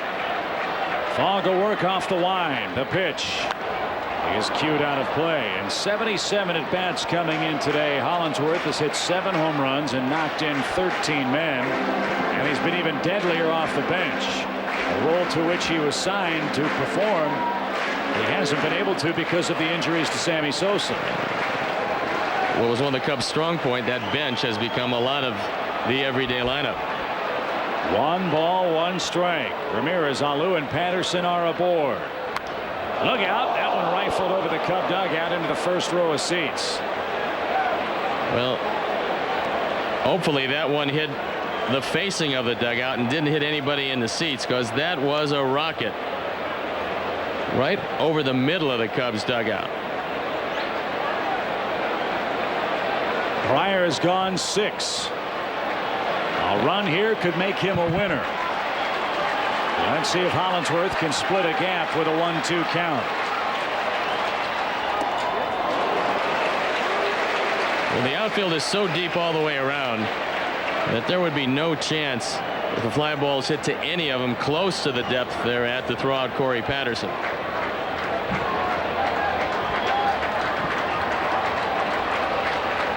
Two and 2 to Todd.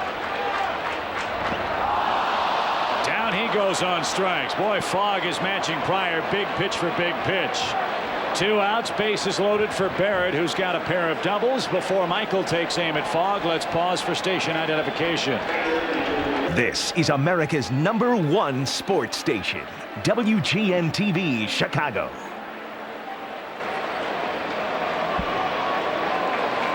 Michael Barrett 6 for 6 lifetime against Josh Fogg.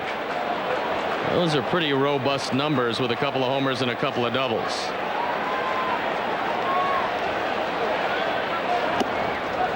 Low and away, ball 1. Fogg has gotten away with pitching behind a lot of hitters today. Michael, one of the Cub hitters that does make pretty consistent contact.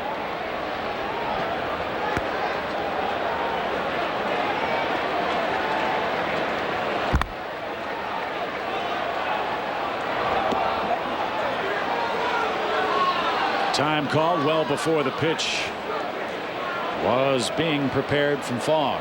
You might remember, if you stay with us, that Michael Barrett had his first and only grand slam against these same Pirates as a pinch hitter. And if Makoviak didn't answer it with one of his, the Cubs might have won that game. That was a remarkable series up in Pittsburgh. 1 ball, no strikes to Barrett. Off the plate, ball 2.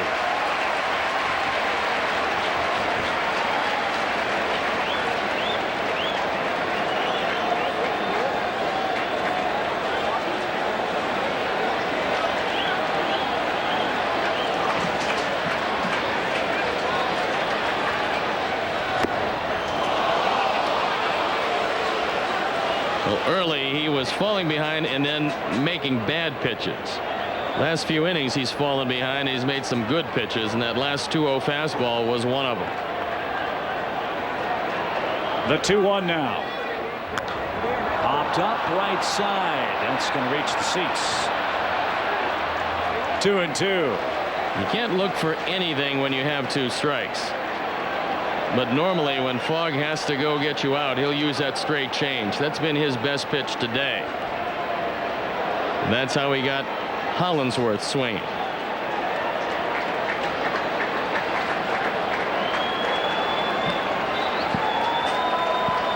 The Cubs have the bases loaded without benefit of a hit. But they're down to the last strike in the 6th. No score.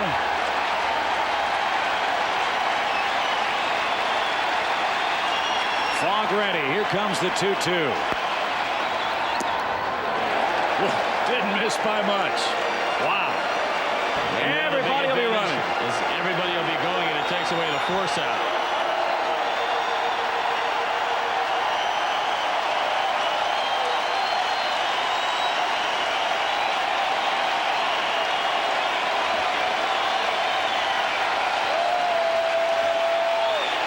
There go the runners. Popped up, shallow right. On comes Ward. He had trouble earlier in the game. No trouble this time. The Cubs load the bags with 1 out and without a hit. Fail to score the go-ahead run for Mark Pryor. He has a no decision. We have no score heading to the 7th. Ladies and gentlemen. Big with the Cubs early bird discount. During the first hour, the gates are open. Enjoy 25% off all food and non-alcoholic beverages. For hot dogs, pizza, Pepsi, and more, catch the Cubs early bird discount. 85 pitches, Steve, for Mark Pryor, and a great strike-to-ball ratio. Well, he was just outstanding through most everything over the plate and only gave up 2 hits. We'll leave with the no D. And turn it over to Kent Merker. Just activated off the DL. And this is what evens out the lefty-lefty advantage when you fall behind 2-0. And he can just look for something out over the plate. There's some pretty impressive numbers. The Cubs missed him. Yeah, Merker's back locked up on him a week and a half ago or so. And wasn't really finding any relief until the Cubs got to Pittsburgh, where they have a chiropractor on call, and the chiropractor worked on Kent's back. And he was able to throw far ahead of schedule, and here he is back and active out of that bullpen, which finds the Cubs now for the first time all year with 3 lefties down there. Anderson, Merker, and Remlinger. Well, they also have active at the same time the 2 lefties that they wanted to go into the season with. And so it's nice, slowly but surely, the Cubs are getting back together again. It's hard to imagine. You've played 50 some odd games and you still haven't seen your team in its entirety yet. Not for a single game. But those days are coming. The 2-2 pitch is tomahawked toward third, and it will roll foul. And another chance for Darrell Ward. Well, both Ward and Simon, for whatever reason, have a tendency to just kind of squib the ball to the left side. Everybody plays them back, and if they're able to do that, they usually get a base hit. Fortunately, that one just turned in front of the bag. And Ward will have another opportunity at 2-2. Ward's a good hitter, always has been. And hit for the cycle a couple of weeks ago. He and his dad, the only 2 father-son combination to do it. There's a line drive hit toward left, but Moises is coming on. He's got it, 1 out. And time for our Budweiser Game Time Fan Cam from Wrigley Field.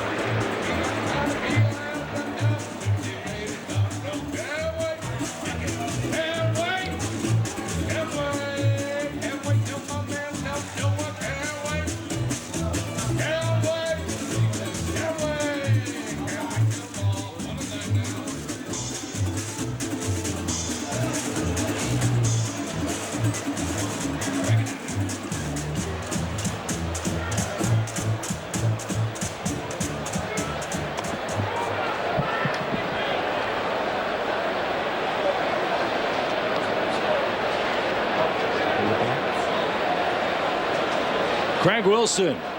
Well, he's never seen Kent Merker, but I don't like this particular matchup.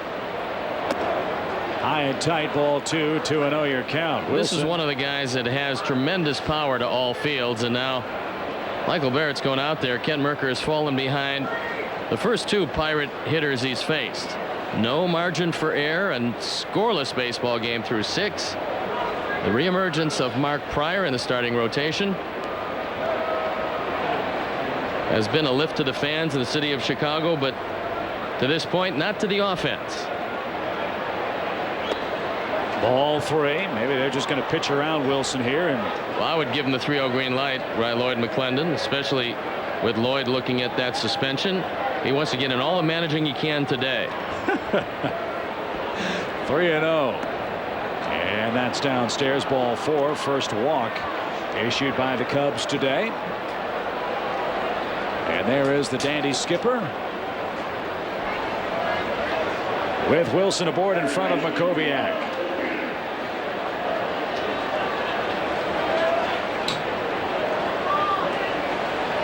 Makoviak broke up the perfect game with a single up the middle in the 5th inning. And that's in for a strike. You know, it's a big weekend for him. Not only has Makoviak hurt the Cubs, which is reason enough to boo him, but his dad's a White Sox fan. Unbelievable. Out of play to the left side, 0-2. Well, another friend of mine, and I don't know how you grow up on the north side and become a Sox fan, but he obviously a little depressed about Magglio Ordonez. Russell Dan at the game today. Certainly not cheering for the Cubs. Yeah, Mags is on the DL, might have to have some knee surgery. And that's a big loss for a real good offensive team, because he's a terrific player. So the Cubs won't see Magglio Ordonez when we see the White Sox at U.S. Cellular Field Friday the 25th. That gets through Lee and is into shallow right field. Heading to third is Wilson.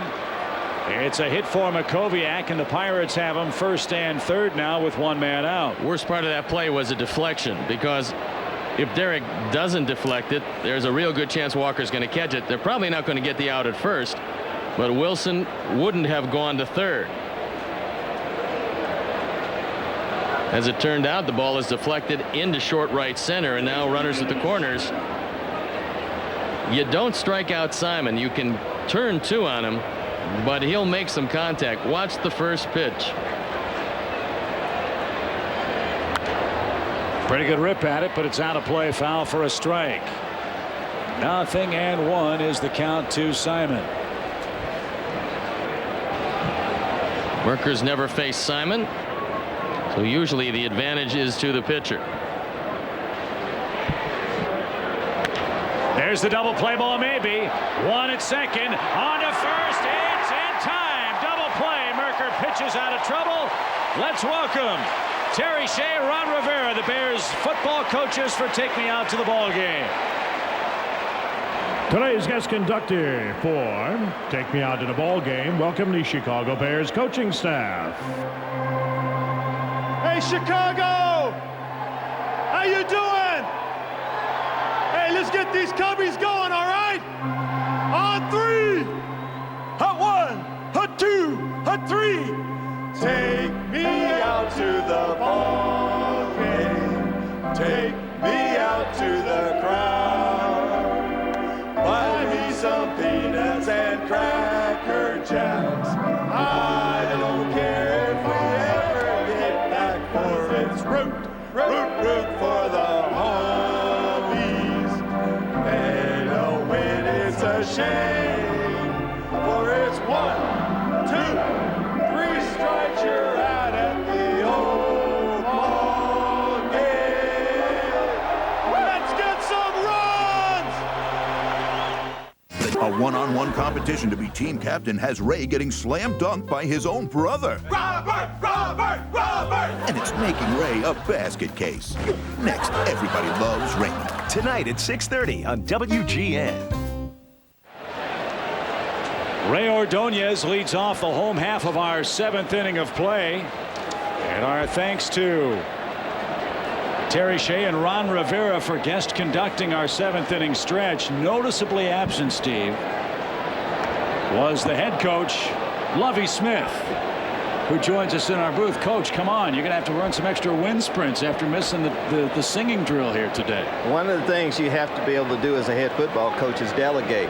Karen and Ron will both be calling all offensive and defensive, making all offensive and defensive call this year, so we need to let them get started now. Well, I know a lot of folks are excited to have you here in Chicago with the Bears, and how have things gone so far before you guys get going for real?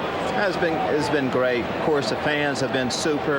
Our players have done everything we've asked them to do. We're making a lot of progress, and we're just anxious to really get the season started. Wow, nice pickup at short, and a bad throw pulls Simon off the bag. Well, I think Wilson will get an error on that ball because he hurried his throw. Ordonez has decent but not overwhelming speed. He had some time. He makes a good pickup, but then rushes his throw. He planted the back foot, threw it well wide of the bag, and Randall was pulled off the bag, and it goes E6. So each team guilty of a defensive lapse, and David Kelton's going to bat for Kent Merker here.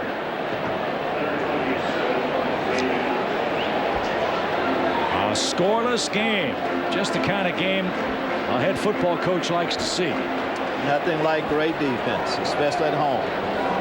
And you've got a great one in Brian Urlacher on that Bears defense. No doubt we do. We're going to, of course, we built our program around him. We've had a lot of great linebackers that play the game here before, and he should be one of the all-time greats too.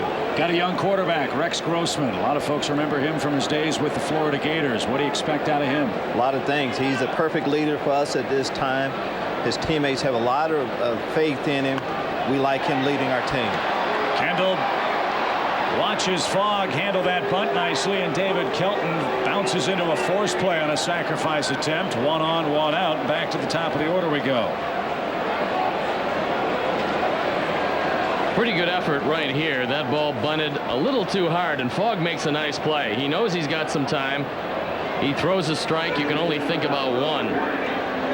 So now Todd Walker comes up. Lovie, as a defensive coordinator, I know that's where you came from, Tampa Bay, and then you went to St. Louis. How exciting was it for you to finally get that first head coaching job that guys just spend their whole lives, and some of them never get that chance? It was very exciting, especially to get your first job in a great organization like the Chicago Bears, a founding franchise in the National Football League. I was told, though, if you do a good job, you know, eventually you will be able to reach your ultimate goal, and that's what's happened for me. Well, if you do a real good job and wind up taking home one of those big trophies at the end, you don't have to worry about anything in this city. You're going to be one of the real beloved characters. This is a city that is just dying for winners. They've had their share, but they'd love to see the Bears get back there again. No doubt. That's the goal, of course, to win it all. We realize we have championship banners hanging here, and that's what, you know, our ultimate goal is to do that. There's no reason why we can't. The Carolina Panthers made a turnaround this past year, and from a 7-9 team to the Super Bowl, and there's no reason why eventually we can't compete for that title also. 1 ball, 1 strike to Todd Walker, who was robbed of an RBI last time up, and he lines into a double play to end the inning. Wow, the Cubs hit that ball right on the button. And Lovie, great to see you. Good luck to you and the rest of the Bears this fall. Can't wait to see you guys get to it on the gridiron. We can't wait to get started too, and thanks a lot for having me on. Pleasure's ours. Lovie Smith. We're going out on his toss to lead it off today. Little fitness. Every body needs something. Time to have a ball with our Illinois Lottery moment, brought to you by the Illinois Lottery, celebrating its 30th anniversary, and a moment that had to make Cubs general manager Jim Hendry awfully happy. Mark Pryor back healthy and throwing 6 shutout innings today. Jimmy, that was a magnificent outing for him today. Yeah, it was terrific, Chip. It was hard to believe he was that good. Tremendous effort. Heck, for a while there, I thought we were going to have a problem when he had 12 up and 12 down. What we're going to do about a pitch limit if nobody to reach base. But he was everything you could have ever expected him to be today, and I'm sure he's going to give this ball club a big lift from now on. No balls, 2 strikes quickly to Tyke Redmond. And I think, Jimmy, that all of the fans, you included, want to know. I know there's no timetable per se, but when's Sammy going to start at least swinging the bat against some pitching? Yeah, I think Sammy's going to take some batting practice tomorrow, I believe, no later than Sunday, and he's feeling a lot better, and so hopefully he'll be back within the next 2 weeks also, and the same with Woody. Redmond grounds out to second for out number 1. I think, Jim, this is one of the underappreciated stories in baseball. You can't help injuries, and not to make excuses of them. I know you wouldn't. But the fact that this Cub team, with about a third of its team on the disabled list, came into play today, still above 500 and still within 5 games of first place. Well, Chip, I mean, you can look at it 2 ways. I mean, Dusty and I were talking about it the other day. We really think we should have won some more ball games, especially in the last week. So, you don't hang your head and worry about the injuries. But, we're hanging in there. If we can get through the next couple weeks and get to full strength, we think we're going to be a real good ball club the rest of the way. How tough is it as a guy who is the architect of this team, looking at your ball club, heading into that final week of spring training, saying, okay, this is what I think we can do, but over the next 3 weeks at the start of the season, see it all fall apart before your very eyes? Yeah, well, it's tough to take, but, there's nothing you can do about it. And you got to play 162 games, and the game's going to go on whether you're playing at full strength or half strength, and you got to play tomorrow no matter what. But, we all knew at the end of spring training, and once we got Greg Maddux, we knew we had a great rotation, and we knew that we had a good ball club with a lot of depth. And unfortunately, all the guys that we were counting on, the depth-wise, have played great. All the new acquisition guys have played well. Unfortunately, some of our better players are obviously not here to line up on a daily basis. Chopper up the middle. Ordonez makes the play at first. Well, one of the things, Jim, you knew that you had to do was address the situation on the bench. So you put together a very strong bench in the wintertime, and now you wind up having your bench as everyday players. That once again leaves you with a bench problem, but there's nothing you can do about it. Absolutely, and now we have our younger players that are very good prospects. Whether it's Du Bois or Kelton, people like that come up in the minor leagues that aren't playing every day, and now they're in a tough spot where they've got to pinch hit once or twice a week. And at difficult times, they're not used to that role. So you're right. It's like a house of cards, Steve. It's no different than if one guy in your bullpen falls apart and everybody else is put into a different role. And that's what we're going through with the bench right now, too. And the only thing that, if you can take a positive out of this early season, Jim, is that you've gotten the requisite amount of injuries, and maybe more so, out of the way early. And hopefully you can avoid them the rest of the way. Well, that's all you can do. Hopefully, like Mark will be strong the rest of the year and late in the year, and the same with Kerry. Like Josh Beckett was last year. Obviously he was the best in the game late, and hopefully we'll be able to stay in the race, stay in the hunt, and hopefully by the end of the year these guys will be throwing great. Ruben Mateo pinch hitting, by the way, for Fogg, who threw a great game for the Pirates as he's trying to win his 4th consecutive decision this afternoon. No balls and a strike from Hawkins to Mateo.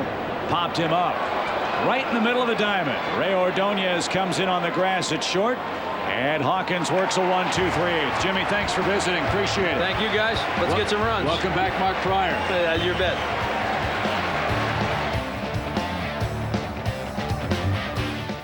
Chicago Cubs baseball is brought to you by Southwest Airlines. Over 2,800 nonstop daily flights to 60 destinations all across the country. Is brought to you by Giordano's, celebrating 30 years of stuffing pizza for Chicago. Today's Walgreens Bat Kids are 8-year-old Cassie, don't call me Kathy Bates, from Loves Park, Illinois, and Donovan Judkins, 12 years young, from Richmond, Illinois. For information on becoming an honorary Bat Kid, go to walgreens.com/batkids. They look real excited about waving that long. There's Brian Meadows coming in the game. We saw him a whole lot in Pittsburgh, and he throws a good sinker. Ground ball off the bat of Lee, foul at third. The attendance today, 40,024. The Cubs have gone over the 1 million mark quicker than any other time in franchise history. Well, here's a game plan for the Cubs. If they don't score, got a good shot at seeing Farnsworth. If they do score, Borowski will come in to try to nail it down. Derek Lee down a strike. He is singled, popped out, and he's taken a called third. 1 ball, 1 strike. Took the Cubs 30 home games to get over 1 million last year. This is very early in the season to do it, the 26th home game. And they set the all-time attendance record last year. They're going to go over 3 million this year. Hard hit ball towards short. One man down in the 8th inning. The Cubs take on the Pirates again tomorrow. It's Van Campen Investments Day at Wrigley Field. Don't forget, it's 12 o'clock start. Your seat could be randomly selected as one of the several lucky winners of exciting gift compliments of Van Campen Investments. Chris Benson will go for the Pirates. Carlos Zambrano will go for the Cubs. And our spunky WGN crew working 4 days in a row. Might be a new record. Going to have to hospitalize a few of these guys. They probably won't even get to sleep. Patterson 0 for 2 with a walk and a stolen base. Well, a couple rounds of Chicken Vesuvio and Harry Carries will take care of the boys. 1 ball, no strikes. That'd be really good, and it's on you. Thank you. High fly ball, right center field, but the wind's going to knock that down. Tyke Redmond is there. And there's 2 out in the 8th inning. Well, let's see if Meadows gives Moises something real good to hit the first pitch. He's 0 for 3 today. And in a 0-0 game with 2 outs in the inning, you're just thinking about hitting the ball out of the ballpark. Alou's hit 14 of them. He's been among the league leaders. He's having just an outstanding season. And he's one of the few Cub run producers that doesn't strike out all that often. The Alou-o-meter was at 320 at the start of play today. It's gone down just a touch. Fly ball left center field. Redmond has the ball tailing away. Can't get there. It's off his glove. Wilson can't corral it. And Alou in at second. It's got to be a single and an error, Chip, because they were playing deep to take away doubles. The ball went off the glove. We'll see how it works, but Moises wouldn't have been able to go into second base if Redmond comes up with that cleanly. So he's made an excellent play, but this could wind up doing the Pirates in. First pitch, and Redmond just plain flat out misses it. That was apparently ruled by Don Frisky a double all the way. So another meeting on the mound for the Pirates with Aramis Ramirez up. Remember, he was hit by a pitch last time up. And Hollandsworth, the left-handed batter, would be next with a lefty up in the Pittsburgh pen. They had Grabo up earlier. Well, I would think that they might decide to pitch their way around Ramirez, who's really done a tremendous job in run-producing situations, especially against the Pirates.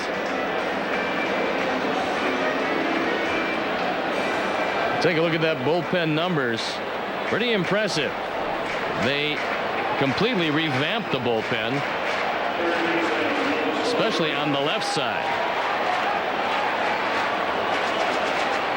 I think, Chip, they're going to walk him, and I think then they go and bring Grabo in to face Hollandsworth.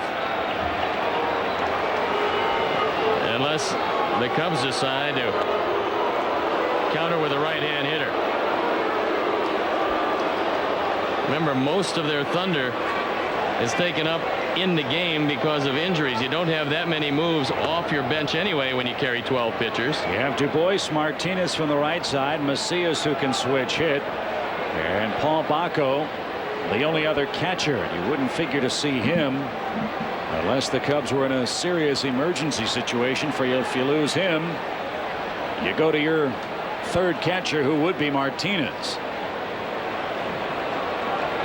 So let's see what Dusty has in mind as that one sails wide of the plate to Ramirez. 2 on, 2 out for Hollandsworth. And now the Pirates a decision which we think has already been made. Let's see if that indeed is the case.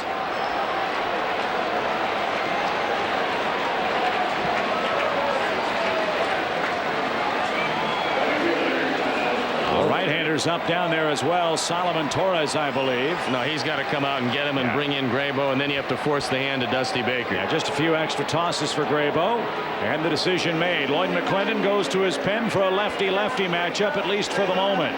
Game on the base pass for the Cubs. 2 on, 2 out. Scoreless game against the Pirates. We return to Wrigley in a moment. Before broadband, I would. Of Wrigley Field. Grabo, so it's a lefty-lefty situation here. Well, Grabo in the game.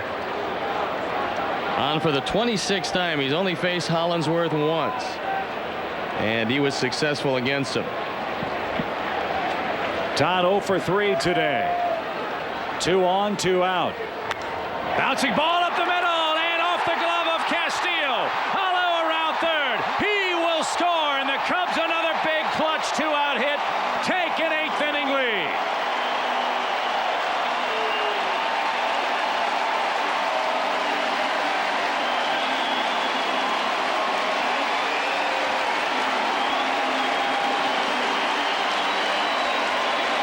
The Cubs 1 for 11 today with men in scoring position, but a big 8th inning 2-out hit, a very big one, and that's the lead.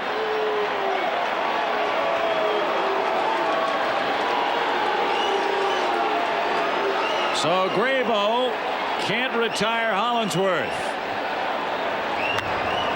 And now you figure Torres will come on to face Michael Barrett here with 1st and 3rd 2 outs. The run charged to Meadows here in the 8th inning, and what should have been an error and wasn't, allowing Alou to get to second base, turns into a very big play. If he's it turns the whole inning around, because if he's at first, then you don't walk Ramirez intentionally, and Meadows stays in the game with his good sinker. By moving to second, you have to walk Ramirez, and it turned into gold for the Cubs.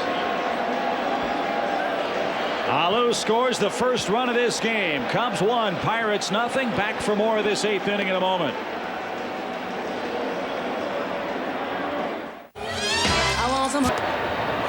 Michael Barrett takes a ball off the plate from Salomon Torres with Cub runners 1st and 3rd and a 1-0 lead. Insurance run here would look awfully good, and Joe Borowski will come on to try to nail it down. The Cubs have out hit the Pirates 6-3 today. Much to the delight of Mark Grimes, who's recovering from an auto accident at Illinois Masonic Hospital. The gang at Bernie's sends along their greetings, as do we, for a happy 90th birthday to Leo Gergen, watching in Remsen, Iowa today. He waited a long time to get that one in. I'm an optimistic fellow. Ball 3 low. 3-0 your count. So is Mr. Gergen. Barrett 2 doubles and a pop out. And you might as well give him the 3-0 green light. Torres doesn't have the greatest control, and I think he might get something hittable here. A little insurance would be nice. 3-0 your count for the top of the Pirate orders coming up in the 9th. That means Kendall, Wilson, and Darrell Ward.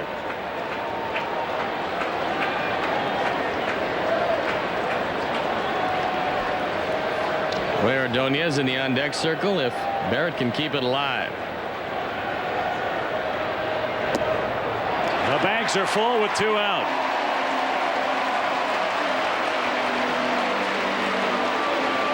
So Ray Ordonez is scheduled to hit here with 2 outs. Don't forget to join Dan Rome tonight at 9 o'clock for complete coverage of Mark Pryor's return. We'll have Cubs Pirates post-game commentary as well. Big weekend of baseball here in Chicago. The Bucks and the Cubs, as Benson and Zambrano duel tomorrow at noon. Ryan Vogelsong and Greg Maddux Sunday at 1 o'clock here on WGN.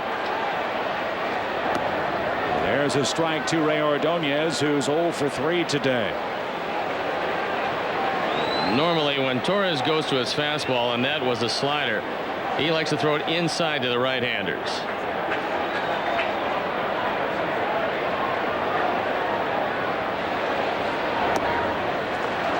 That's downstairs, 1-1. Torres started out with the San Francisco Giants, a highly touted prospect. Then later made his way to Seattle. Now he's found a home in the bullpen with the Pirates. But at times he has some control problems. Little chopper foul. Sammy Sosa knows of those control problems. He was beaned last year up in Pittsburgh. That helmet of his just exploded. And Sammy fortunate not to have been very, very seriously hurt. That was one of the more frightening beatings we've seen in recent history. I think Sammy will tell you, because he didn't react. It was a bright sunny Easter, and I don't think he saw that ball. He never reacted to it.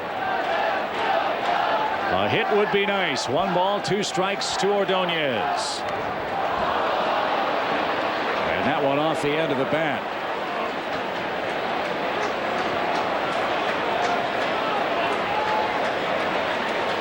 Ray hit the ball hard in the 2nd inning and reached base on an error in the 7th.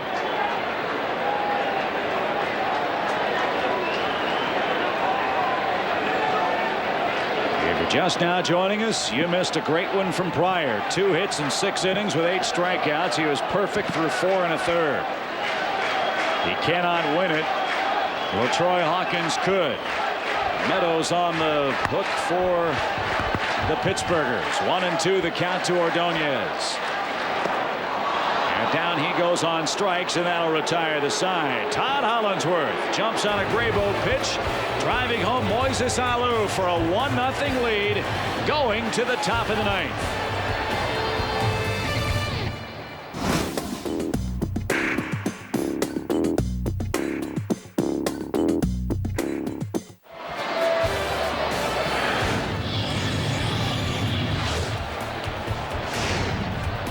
There's the hitting hero so far. Todd Hollandsworth's RBI single plates the game's only run. And to the 9th we go with Joe Borowski on to face the top of the Pittsburgh lineup. And this is the toughest guy for him to retire. Jason Kendall is hitting .500 against Borowski as he looks for his 10th save. And he falls behind Kendall quickly. 2 balls, no strikes. If you put Kendall on, you're asking for at least the tie game.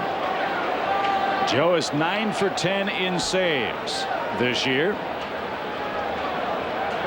And a high pop twisting out of play down the left field line for a 2-1 count to Kendall. Look at the Borowski numbers. ERA way up there, on for the 22nd time, but 90% save ratio. He can save himself a whole lot of problems by retiring Kendall.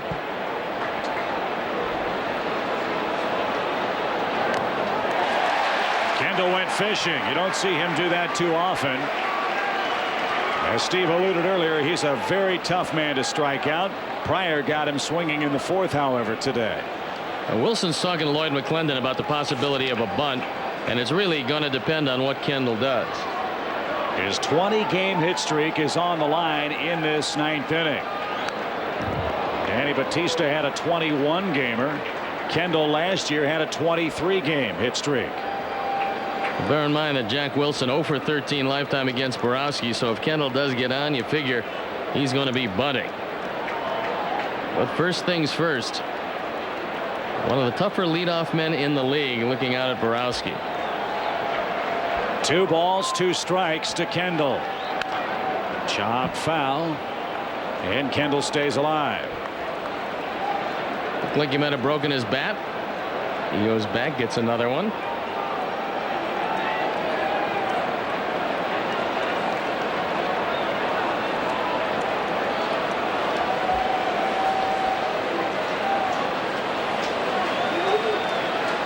Let's hope it doesn't have a hit in it.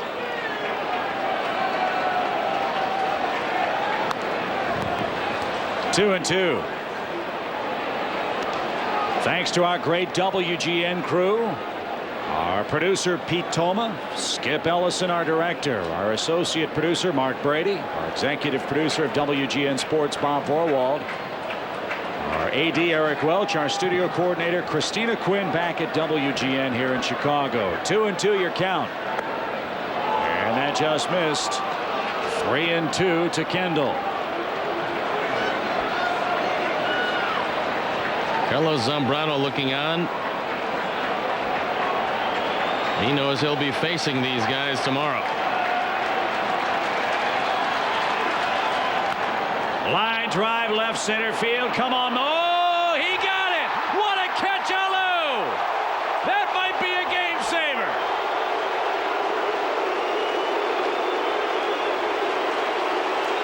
There goes the Kendall hit streak, and it's highway robbery in the ninth. Great play by Moises Alou. He flashes across, full out dive, and puts it away. That's at least 2, possibly 3 if it gets by him. And Dusty Baker and Dick Pohl, like everybody else in that dugout, breathing a sigh of relief. Great at bat by Kendall, but a marvelous effort in the outfield. And frankly, Steve, we have seen great outfield play by both teams all day long today. Well, Moises, with both the glove and the arm, has done it for the Cubs. He threw out a run at the plate today. So what a defensive day for Alou in left field.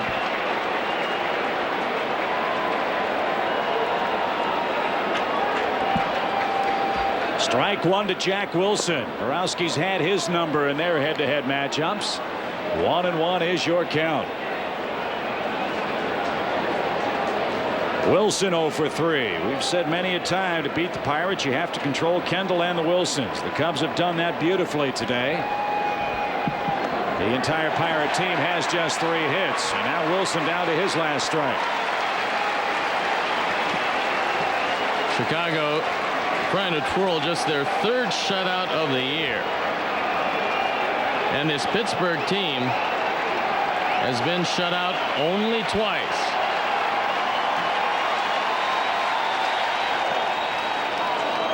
The Pirates are trying to snap a 5-game losing streak.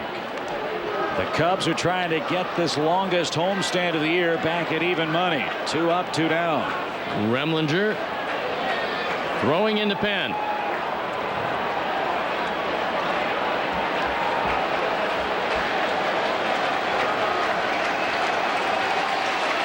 Two balls, 2 strikes. Line drive over third and into left field.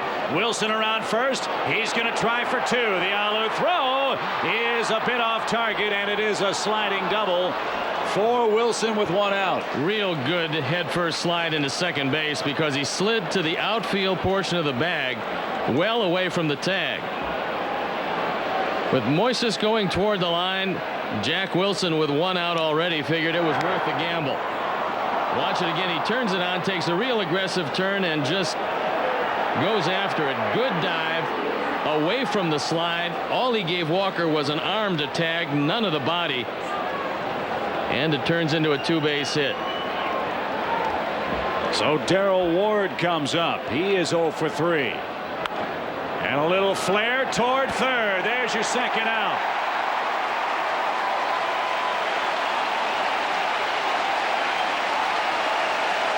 Well, this is probably going to be the last man for Joe Borowski to face, because you've got the left-handed part of the batting order coming up. Kovacs, Simon, and Redmond. That's why Remlinger is loosening up. And Borowski's always had great luck against Craig Wilson. He's the 2nd leading hitter in the league, but he's 0 for 2 today.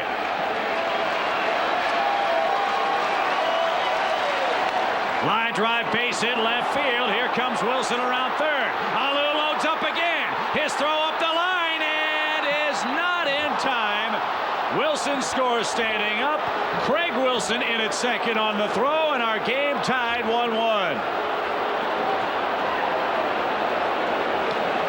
Moises Alou made it pretty close at the plate.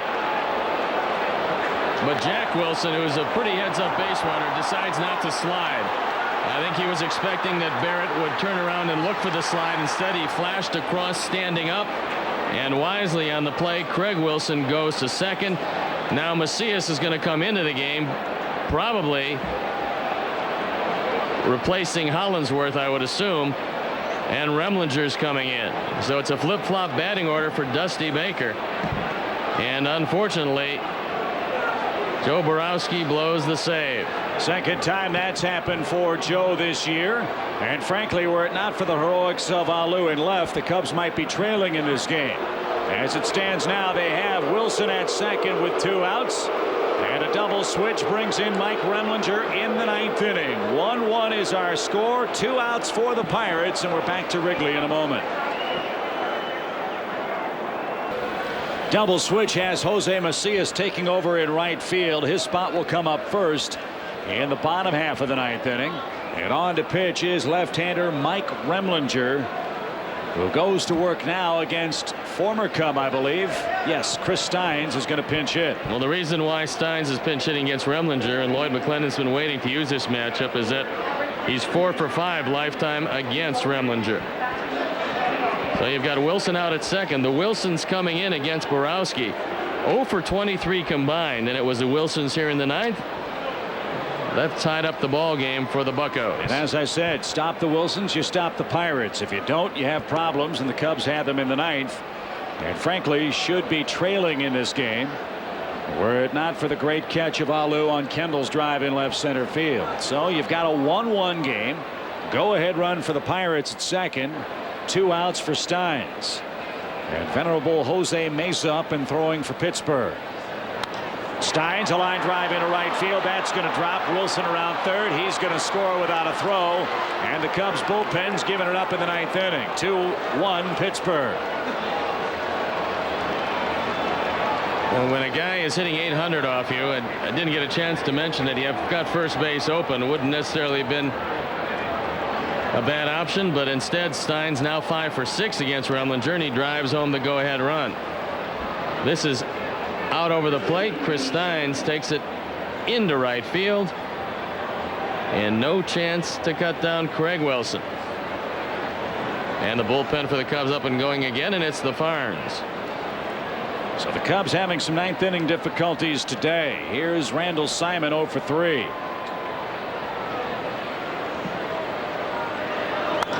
Fly ball hammered center field pretty deep. Backtracking is Corey Patterson, and that'll retire the side. Pittsburgh gets 2 runs on 3 9th inning hits. They turn the game around and lead it 2-1 with Macias, Walker, and Derek Lee coming up. A celebration of the friendly confines. It captures the Cubs' storied history and features behind-the-scenes images of the 90-year-old ballpark as captured by Cubs photographer Stephen Green. The perfect Father's Day gift is just $34.95 and is available now at Cubs.com. Steve was kind enough to give us a copy of that book last season, and folks, it is a wonderful, wonderful view of this ballpark. Changes of bound for the Pirates. Steins in at third. Bay is in the outfield, and Jose Mesa, a very pleasant surprise out of the Pirate bullpen. Well, Mesa's been almost unhittable. ERA of 1.21 out for the 23rd time. He's looking for save number 14. Nobody has hit the ball out of the ballpark against him, and he's had very good control, but he has to get through the top of the lineup. We saw Mesa in Pittsburgh, you'll recall, pitch in a non-save situation. And Mesa had some big problems in the 9th inning of a 10-7 Pirate victory. Cubs are hoping the same holds true here. 1 ball, no strikes to Macias, and that's down the left field line, slicing into the crowd over the Cub bullpen. Pryor started, threw very well. Merker and Hawkins pitched 2 scoreless 1-hit innings, but Borowski and Remlinger in the 9th inning gave up 2 runs on 3 hits. And Pittsburgh has a 1-run 9th inning lead now.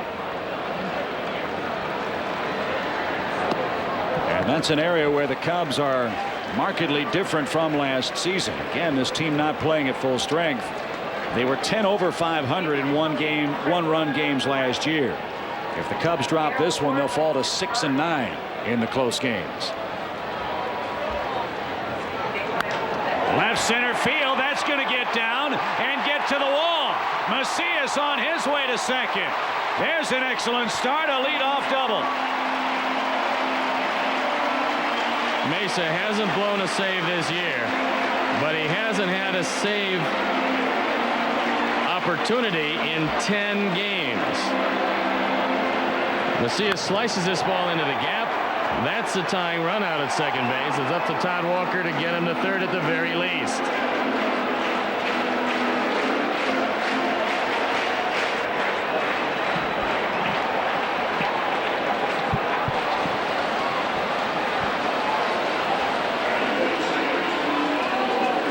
Darrell Ward over at first base for Pittsburgh. Steins at third.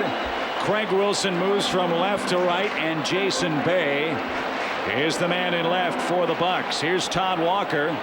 He's doubled, he's lined out, and he's lined into a double play. So Todd has hit the ball hard 4 times today. And at the very least, he's got to get Macias to third base.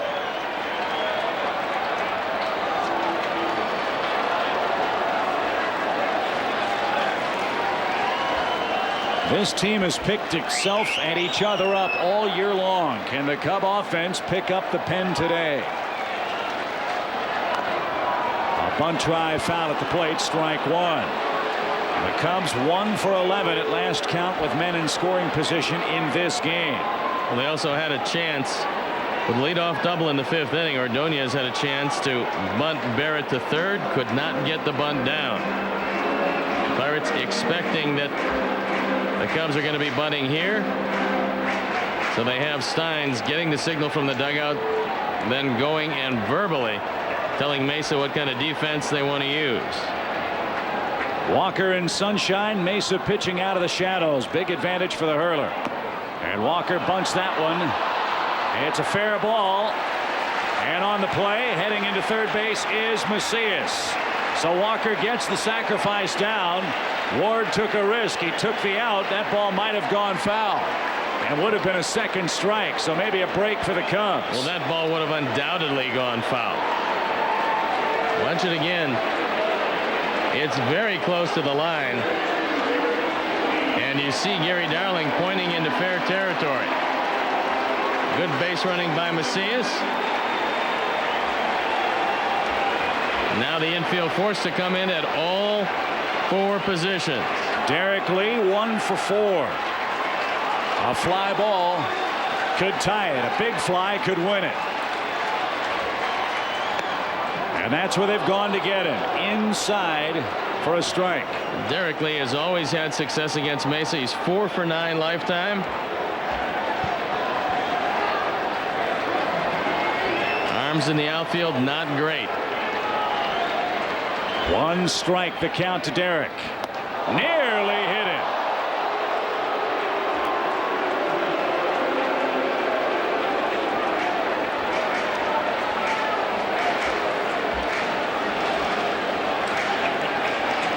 Patterson waits on deck.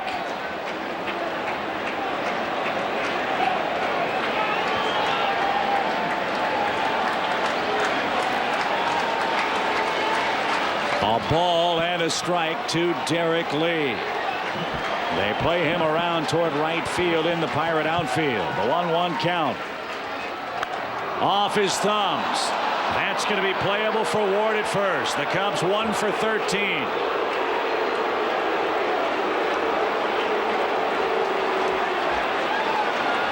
You can't say they haven't had chances to score runs today. So now it's up to Corey Patterson. Well, all of the boos that Corey's been hearing will be put to rest if he plates this run. Mesa has 262 career saves. That's 20th on the all-time list.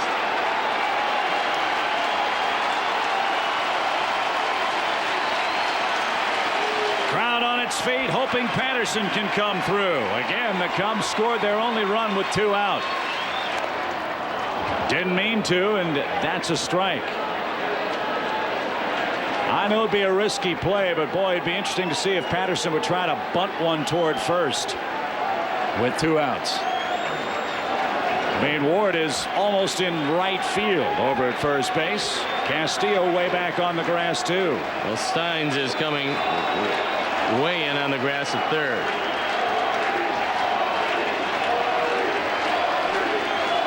Nothing in 1 your count.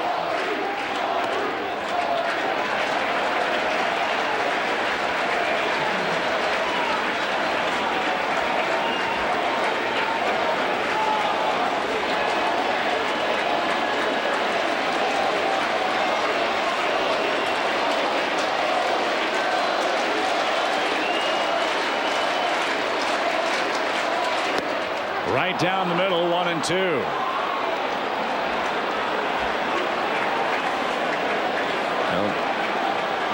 Here's where you have to lay off the high fastball.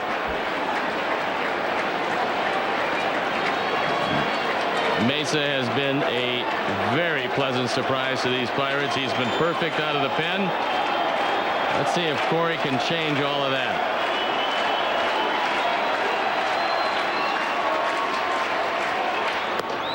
He led off that time 2-2, and Mesa, he's no dummy. He knows where Patterson's hole is. He went there, and Corey earned another pitch. Well, the one thing you know for sure is he doesn't want to get to Moises Alou, who's in the on-deck circle. The 2-2 pitch with Macias 90 agonizing feet away is high, full count.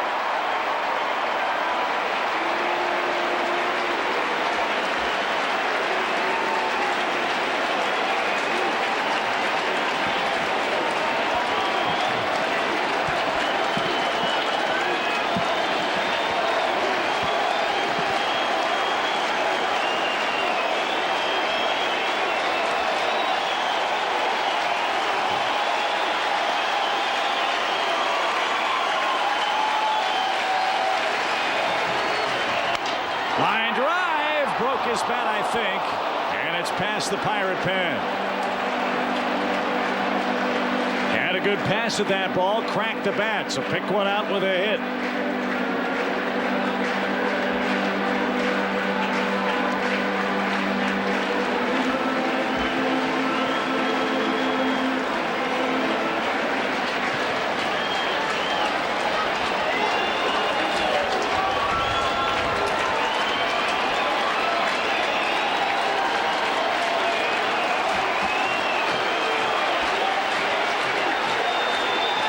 Another 3-2 pitch.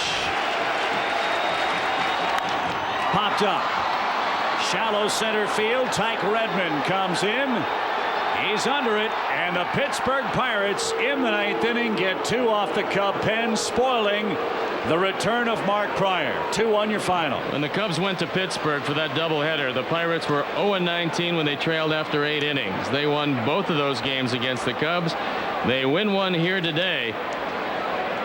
And this a very disappointing game for Dusty Baker in the return of Mark Pryor, who was brilliant today. The Cubs let it slip away to the Pirates in the 9th inning. The Cubs 1 for 14 today with runners in scoring position, and the Pirates end a 5-game losing streak, beating the Cubs 2-1 here at Wrigley Field. We will have totals, highlights, and more right after this. Let's welcome back Gary Scott. Cubs trail the Astros 4-1 here at Wrigley Field. Taking me out to the ball game, former Cub third baseman Gary Scott. Make sure somebody's singing this song in October. So let me hear all of you. A 1, a 2, a 3. Take me out to the ball game. Take me out to the crowd. Buy me some peanuts and Cracker Jack. I don't care if I never get back for this root. Root for the Cubbies. If they don't win, it's a shame.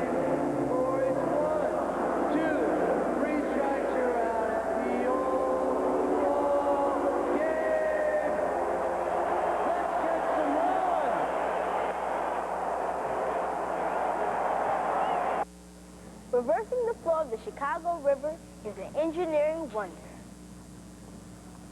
Just like the VA. Summer takeoff. Stay at any AmeriSuites or Wellesley Ensign Suites and receive $100 off any airline ticket anytime. So check in and take off.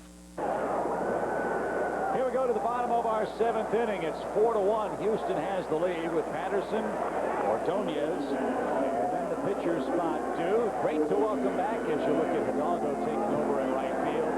Former Cub Gary Scott. Thank you. Nice to be back, I would think. Great to see you here. And how about this Cub team, huh? Something else the last couple of years. Very exciting. In fact, I came back last year for the first time in about 11, 12 years, and then came back again in October. Saw a great playoff game, so hoping to come back again in October. It's really a special place. Gary, you were the opening day third baseman 2 years in a row for the Cubs, and then what happened? After the '92 season, I was traded to the Marlins during the expansion draft, and after after that, it was pretty much a blur. And the next, from 92 into 98, I went through 8 other organizations and never really found a home anywhere.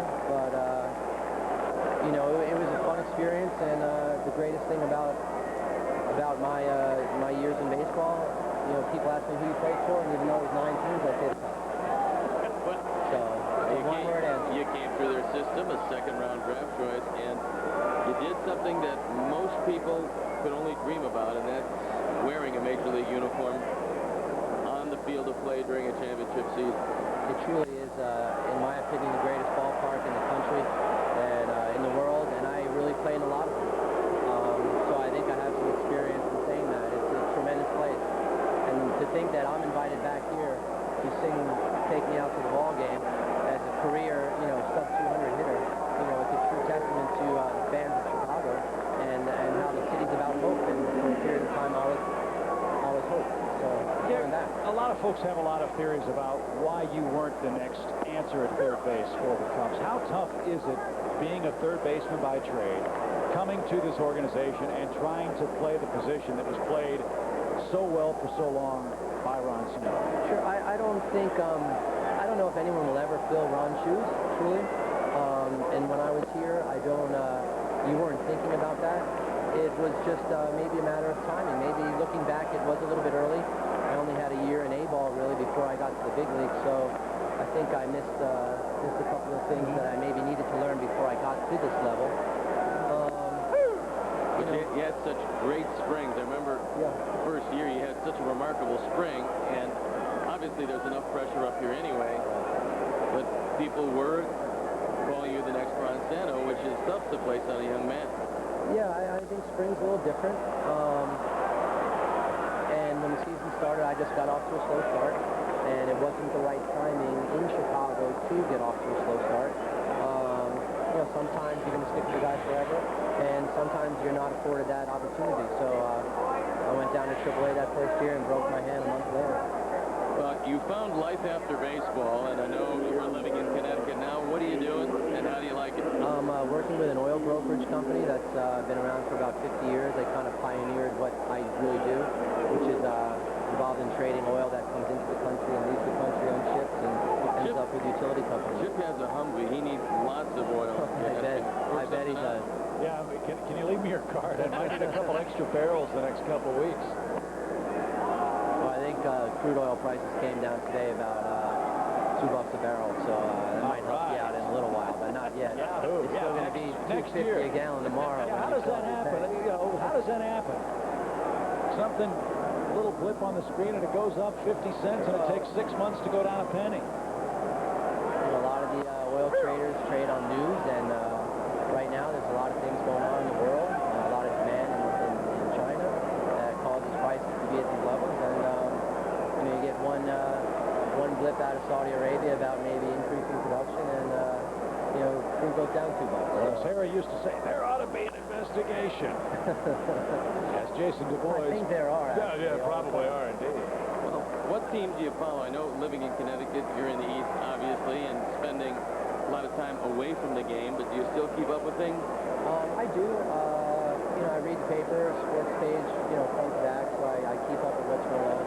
But up in that neck of the woods, you know, you kind of turn into a Yankee fan to a certain extent as far as maybe going to the game, you know, and they're in the postseason often, so it's nice to go out to games in October there. But I still say my heart is in Chicago. It truly is. It's a great city, great people, amazing fans, and that's where it will always be. Well, Gary, it's great to see you. We really appreciate you coming back. Our door is always open.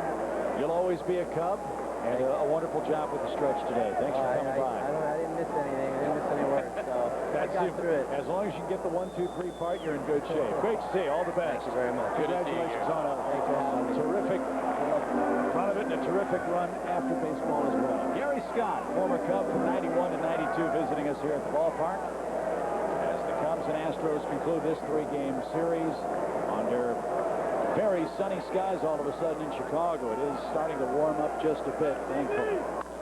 There's a rocket shot center field. Biggio dives and makes a tumbling catch. Du Bois The youngster bidding for a base hit against Roger Clemens. Denied, as are the Cubs after 7.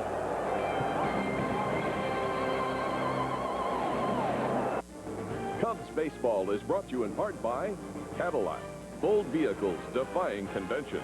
Robert Morris College, where dreams find direction. And by Nissan, who invite you to shift the way you move through the world. Polite society tells us that it's rude to stare. But then along came the 2005 V6 Nissan Altima. With a new redesigned interior, a state-of-the-art navigation system and satellite radio, and a sleek, new, refined exterior. So go ahead, stare. Frankly, it'd be rude not to.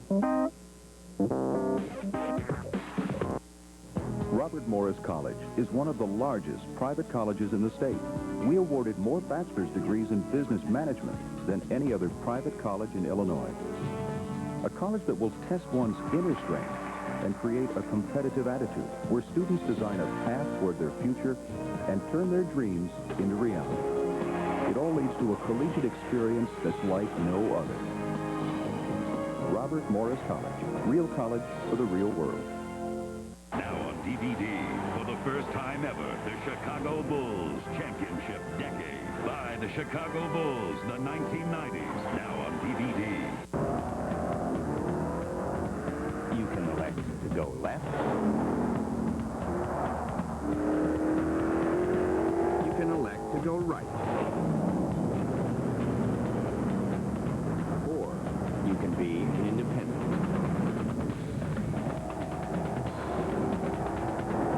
Summer Jam. Join the party now at your Cadillac dealer. Cadillac. Breakthrough.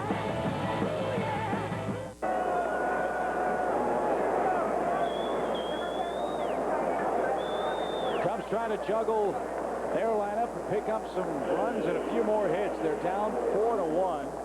And LaTroy Hawkins is on to pitch. He'll bat for Roger Clemens, who works 7 terrific innings for the Astros.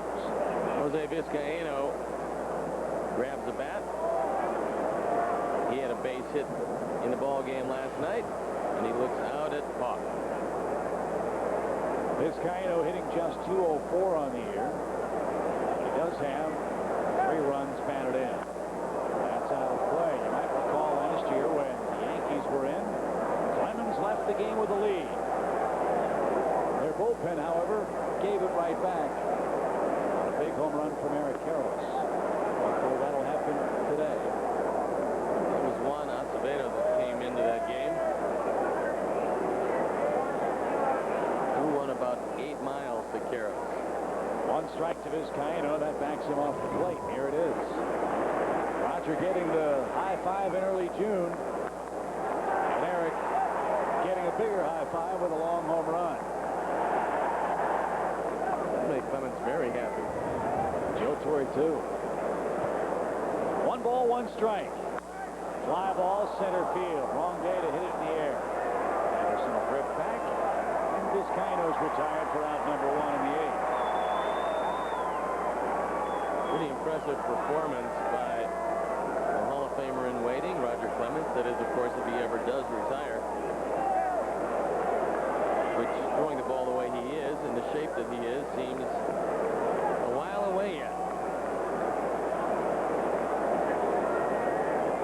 Biggio, probably the happiest guy in the ballpark to see Ed Clement taken out of the game. He was 0 for 4 against him and didn't get the ball out of the infield. That's no knock on Biggio, but a little tip of the cap to Clement, who had pretty good stuff today before fading in the 7th.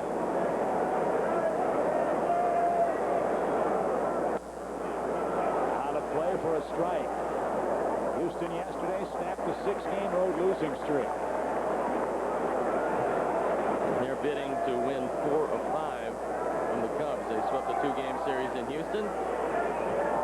Trying to get 2 of 3 here.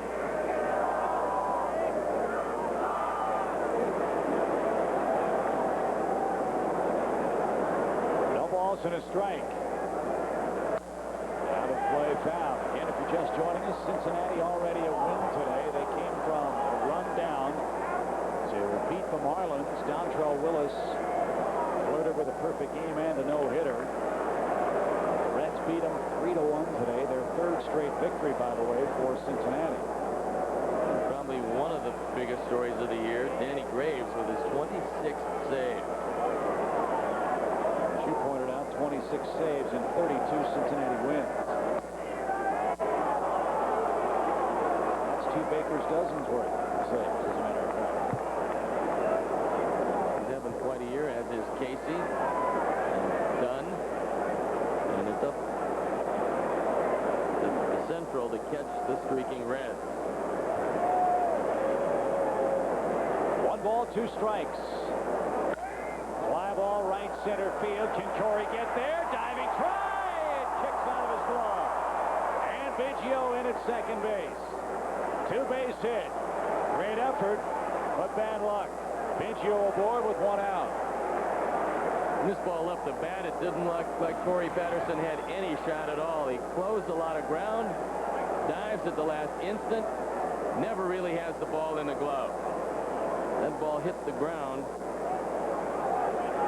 Biggio winds up at second base. Here's a guy that's been a thorn in the side of the Cubs in the 5 games they've played against the Astros this year, and that's Adam Everett. Everett was 1 for 9 coming in. He's taking care of that today. He's 3 out of 4 with 2 bunt hits. Ground ball, good at bat. He'll move Biggio to third with 2 men out. You can see why Jimmy Williams likes him in that second spot in the order. At times last year, the year before, he looked like a wide-eyed youngster taking all this major league action in. Now he's taking the action to the opponent, playing very, very well in every aspect for Houston. Well, they love him defensively, and they don't ask a whole lot about run production from the 2 spot. They want him to move base runners along. That's why he leads the league in sacrifices, leads the league in infield hits. But now you have to get by Bagwell and possibly Kent to leave Biggio at third. 4-1 Houston, the 8th inning lead today.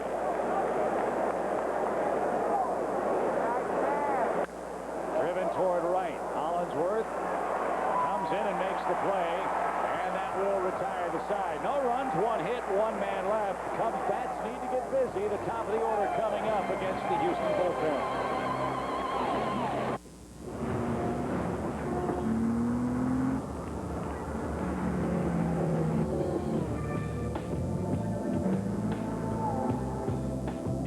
Navigation, keyless ignition, and laser-assisted cruise control.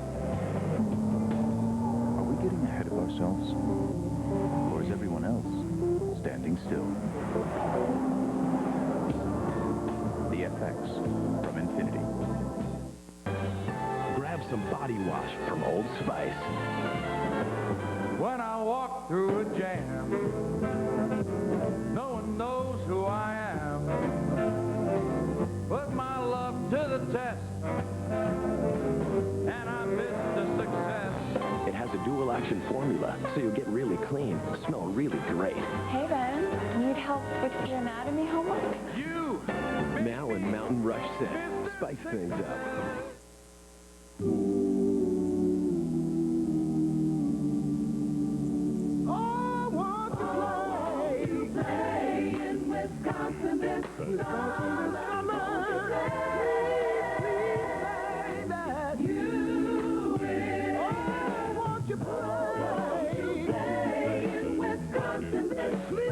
Call 1-800-432-TRIP or visit travelwisconsin.com.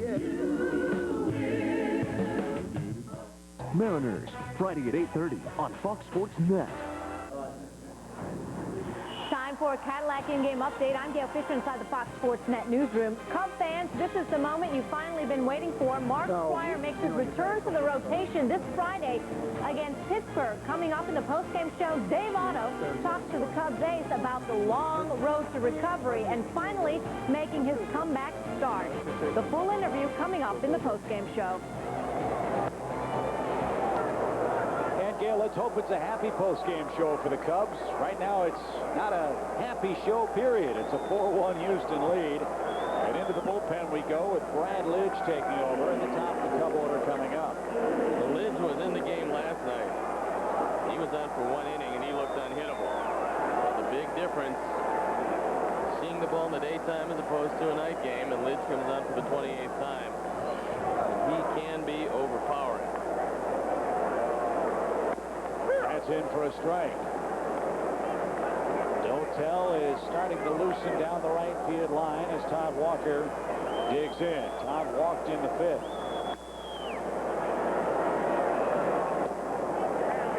One ball, one strike. Lidge played collegiately at Notre Dame. Jimmy Anderson loosening up.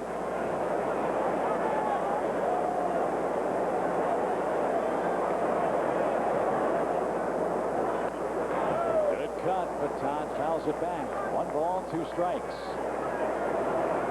Roger Clemens stands to move his record to 8-0. Just amazing. Really one of the most remarkable stories of the year. There's been some good ones. That's one of the better ones. A one ball, two strike pitch to Todd. He is popped back and out of play. He'll stay alive here. Nobody on or out in the 8th.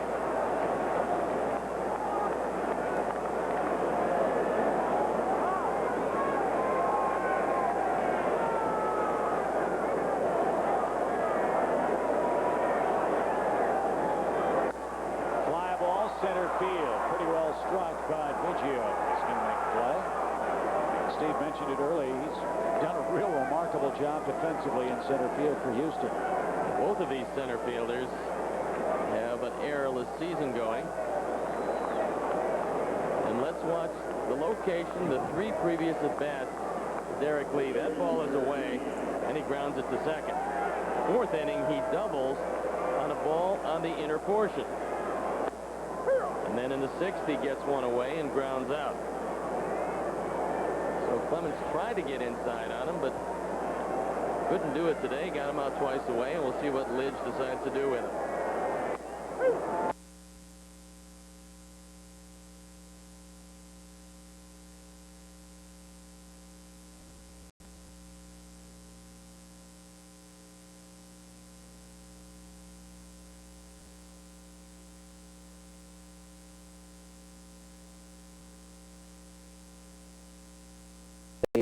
Rain brings the cool air from the top of the cloud down to the surface in what's called an outflow. That plus a flow off the lake is behind the cool air tonight. We'll have more on the weather and a return of summer-like warmth and whether that will spell any more severe weather troubles for us. It will later in the week, we think, later on in the broadcast. But Steve and Allison, back to you tonight in the studio. All right, Tom, we'll see you in a bit. Police are investigating what appears to be a murder-suicide in a suburban workplace. WGN's Julie Unruh is live in Northbrook with what we know so far. Julie, tell us. Allison, the medical examiner's office in Cook County have indeed confirmed that 2 people are the victims in a murder-suicide. They died from gunshot wounds. It was a woman in her 40s, a man in his 50s. The call came in around 7 p.m. tonight. Reports of 2 people dead near North Shore Movers, either at the building, in the parking lot. We can't be sure at this time. The information is still too preliminary right now. The address is 600 Waukegan Road in unincorporated Northbrook, and we're about 2 blocks from that area right now, where teams of investigators remain on the scene, certainly gathering evidence at this time, trying to piece together the events that may have led up to this apparent murder-suicide. Right now, we're still trying to understand who may have been involved in this. We had heard early reports also perhaps a chase that had been involved before the sequence of events that led to the deaths. We are expecting a briefing here from the Cook County Sheriff's Department any moment, but again, we do have it confirmed that it's a murder-suicide here in Northbrook when 2 bodies were found at North Shore Movers in 600 Waukegan Road. We're live in Northbrook. Julie Unruh, WGN News. Julie, thank you. State police have charged a South Side woman, a Chicago woman, who struck an IDOT worker on the day